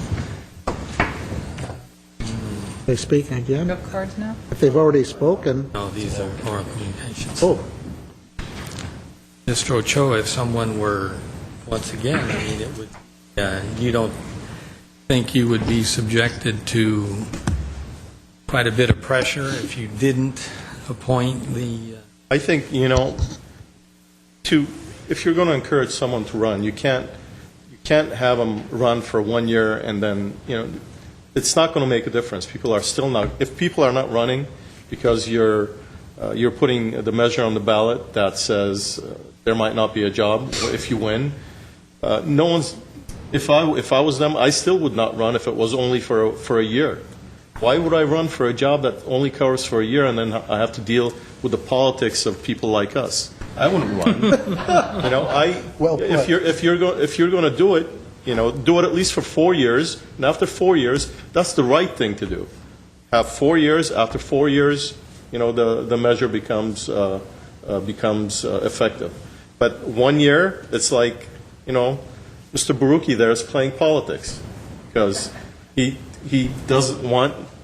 There's rumors that I might be running, so he doesn't want me running because I ran against him, and now he's creating all these things that are making it really weird. Actually, run for a year, and then after a year, we'll kick you out.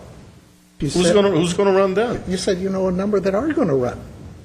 No, I didn't say I know a number. I said I'm sure there will be people running, and I'm sure Mr. Baruch has not spoken to everyone out there who might considering running for the treasurer's office. I've tried to find them. Strictly from an organizational, administrative standpoint, politics notwithstanding whatsoever, my advice to you would be to either, if you're going to put this, or the council's already voted to put this on to the ballot, I think the decision is either eliminate the position effective immediately upon the vote of the people, or wait for a 4-year term. Right. But to do it all one way or do it all the other. I think that makes it certainly easier on the transition.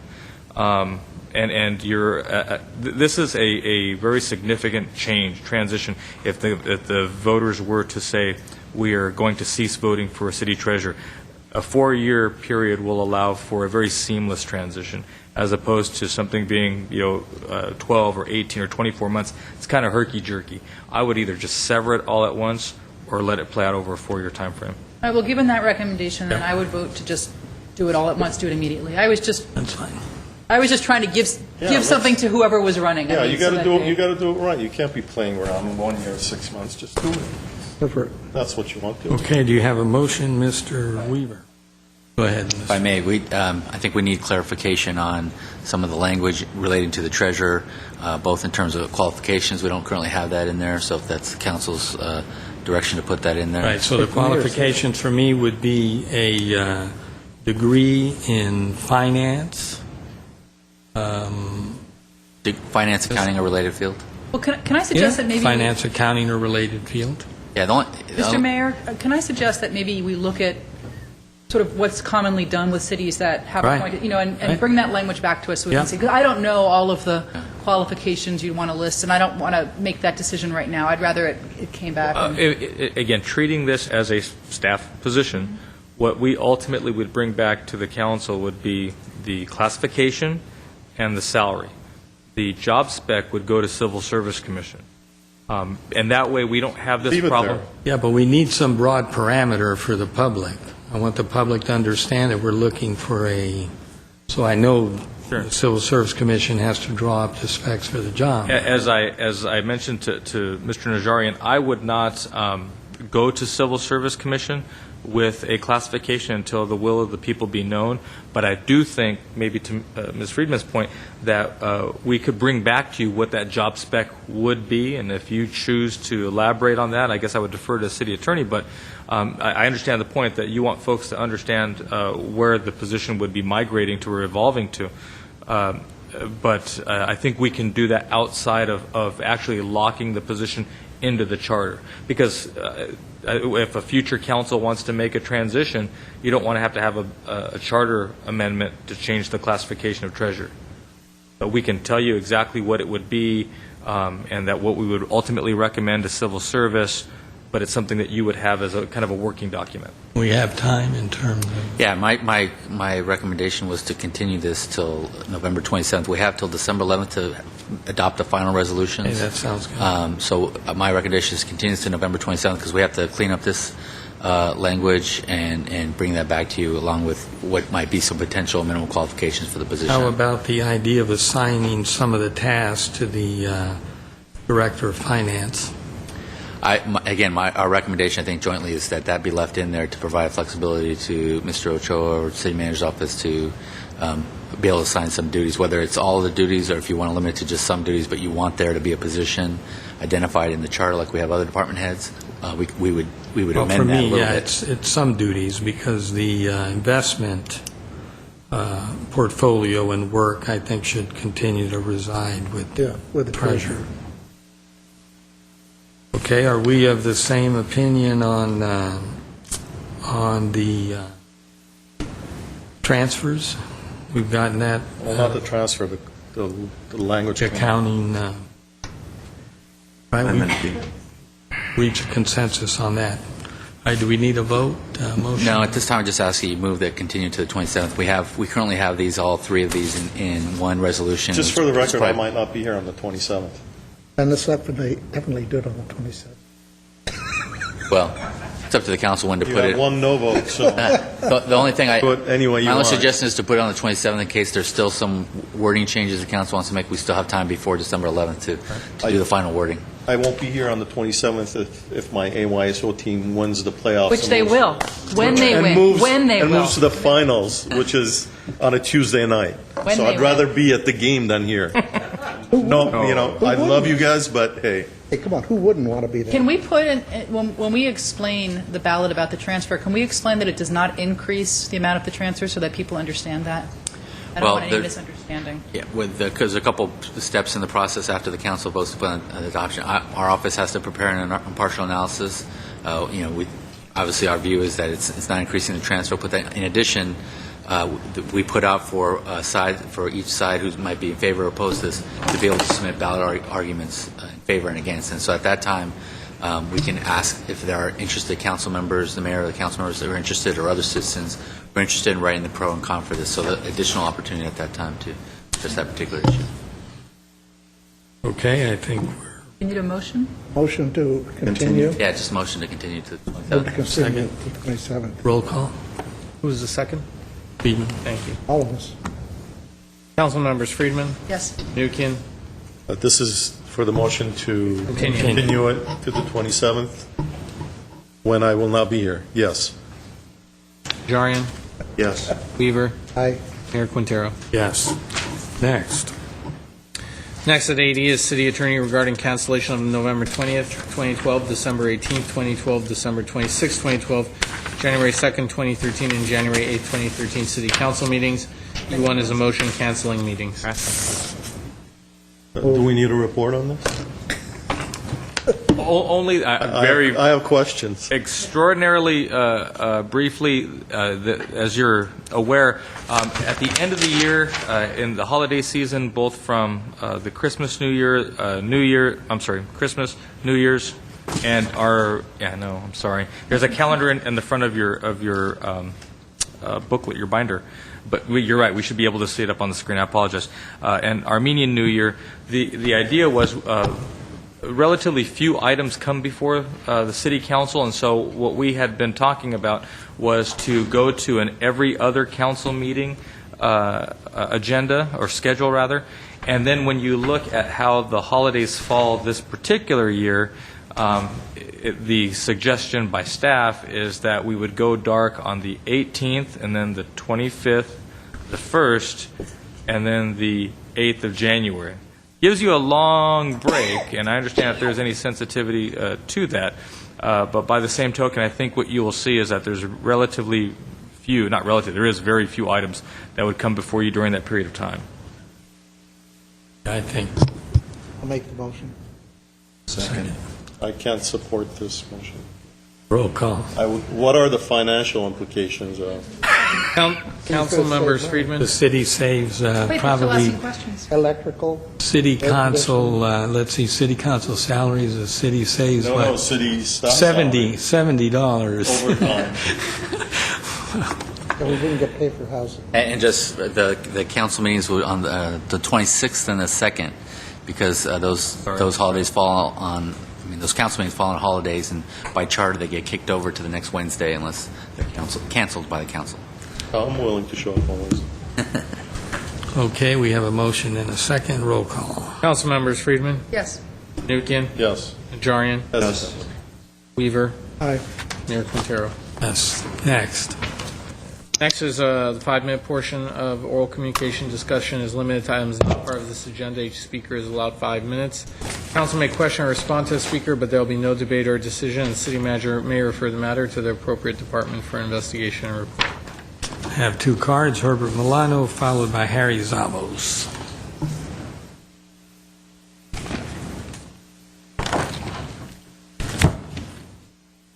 Mayor Quintero, members of the City Council and staff, my name is Herbert Milano. It is my opinion that anyone running for a political position, whether in Congress, the Assembly, or City Council, needs to bring to this legislative body a range of skills and experience and a level of reasoning that allows for proper discussion to take place. If we were to design a job description for a city councilman, that would be the ideal. That person would have to have, in my opinion, a significant amount of financial background to be able to provide guidance to the city manager. We have to have some information on knowledge and experience and study of sociology so that I understand the dynamics of what society has, the burdens that are placed on society. For example, truly understanding how the indicators of the community are impacting or may impact the budget. Ideally, economics, and having done a good job of taking economics courses, so understand major macro trends within the nation and how it impacts it. Ideally, some courses in philosophy, so that at least you are able to go through a process of rationally evaluating concepts and to be able to evaluate claims, critical thinking. But there's something that I think much more important, which is a demeanor towards being able to take criticism in a calm and effective way and relate it to the issues at hand. A significant amount of poise to be able to respond to the public in an effective way. When I brought up the issues of, for example, on indicators, these indicators that is used in other cities are used oftentimes to evaluate policies at the macro level. So that if, for example, Mr. Zern needs to plan out for road repair, and we are providing on an annual basis less than 0.5% of the needed road repair, he would then need to present to you information such that if road repair gets below a 75% should we say, quality of roadway, the cost quadruples. If he needs to plan out the staffing needed for the following year to be able to do underground work on pipes and other essential infrastructure, he wants to be able to do it a cost-effective way so that all the things are coordinated, not only within the city but with other entities. I mean, this is significant. But then, if during employee negotiations, someone comes to you and says, you know, we want another 10% increase, well, you evaluate the needs of public works, the needs of the infrastructure against the demands of a public union. And that's where all this stuff comes together, by having that information available to you. That type of evaluation requires that you tap into a lot of things. What are the priorities that we have as a city? What is the demand on the community? How does a rate increase impact the ratepayers? If you have a data that says, look, there are 10,000 people who had to plead for a reduction in their electricity rates, that's relevant. These are people who are struggling to live a life day to day, for whom $10, $20 means a lot and they cannot pay it. That's data that you need to be able to make policy. But oftentimes, it is my opinion that instead of having a discussion that engages the public, as Mr. Nigerian has done so often, you are dismissive, disrespectful, disingenuous, misleading. I could not make a list of all of the negative things that I can say to evaluate your performance, Mr. Nigerian, and your disrespect of the public. These are not issues that we have concerning, am I trying to get some type of financial gain? These are issues with regard to the disrespect that you continually show the public. You know, these are not laughing matters. These are matters of income and decisions that need to be made, how it impacts the public. But you don't appear to care. You engage Mr. Baruki with all kinds of engagements, but you don't give that facility to us. You do it, arbitrarily. You treat one person one way and another way. You give me 2 minutes, you get somebody else 3 minutes. I think we need to change our concept of the way we deal with the public. Harry Zavos.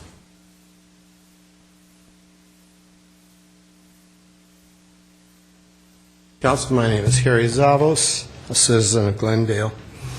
Periodically from this dais, a statement has been made that the now suspended water transfers to the general fund might not have been in violation of the Constitution. I wish to put that to rest by making 6 simple points. First, Proposition 218, by its terms, applies to charter cities. Second, in 2006, the Supreme Court determined that water service was property related within the meaning of Proposition 218. Third, the state constitution, as amended by Proposition 218, imposes limits and restrictions on property-related services, on water services, 2 of which have to do with fees from those services, and I read, revenues derived from the fee or charge shall not be used for any purpose other than that for which the fee or charge was imposed. And second, no fee or charge may be imposed for general governmental services, including but not limited to police, fire, ambulance, or library services. 5, charter authorized transfers of water fees to the general fund are in direct conflict with these 2 provisions of the state constitution as amended by 218 that I've just read to you. 6, it is settled law that when there is a conflict with a charter and the Constitution controls. And that's only reasonable, since charter and charter cities are creatures of the Constitution. They only exist because the Constitution authorizes them. Consequently, there can be no question that those charter authorized transfers in direct conflict with the Constitution, since suspended, violated the Constitution. And that really was the sense of the prior city attorney's recommendation that those transfers be suspended. If you recall in his memo, he reviewed a series of appellate cases where in each instance the appellate court struck down charter authorized transfers in violation of Proposition 218. And he indicated in that memo that the charters that were at issue in those cases weren't exactly alike as Glendale's charter. And he observed, however, that the differences among those charters would probably not make a legal difference. And so it must be. Because whatever the content of a charter, if it conflicts with the state constitution must control, and we don't need an appellate court case looking specifically at Glendale's charter for that legal proposition to hold. The city attorney is here, and he can tell me if, in fact, he publicly disagrees with any of the 6 points that I've raised. Okay. I personally don't feel the need to respond. However, if there's anyone that Ready to go home? wants to do so, no? Okay, do I have a motion to adjourn? So moved. We are adjourned.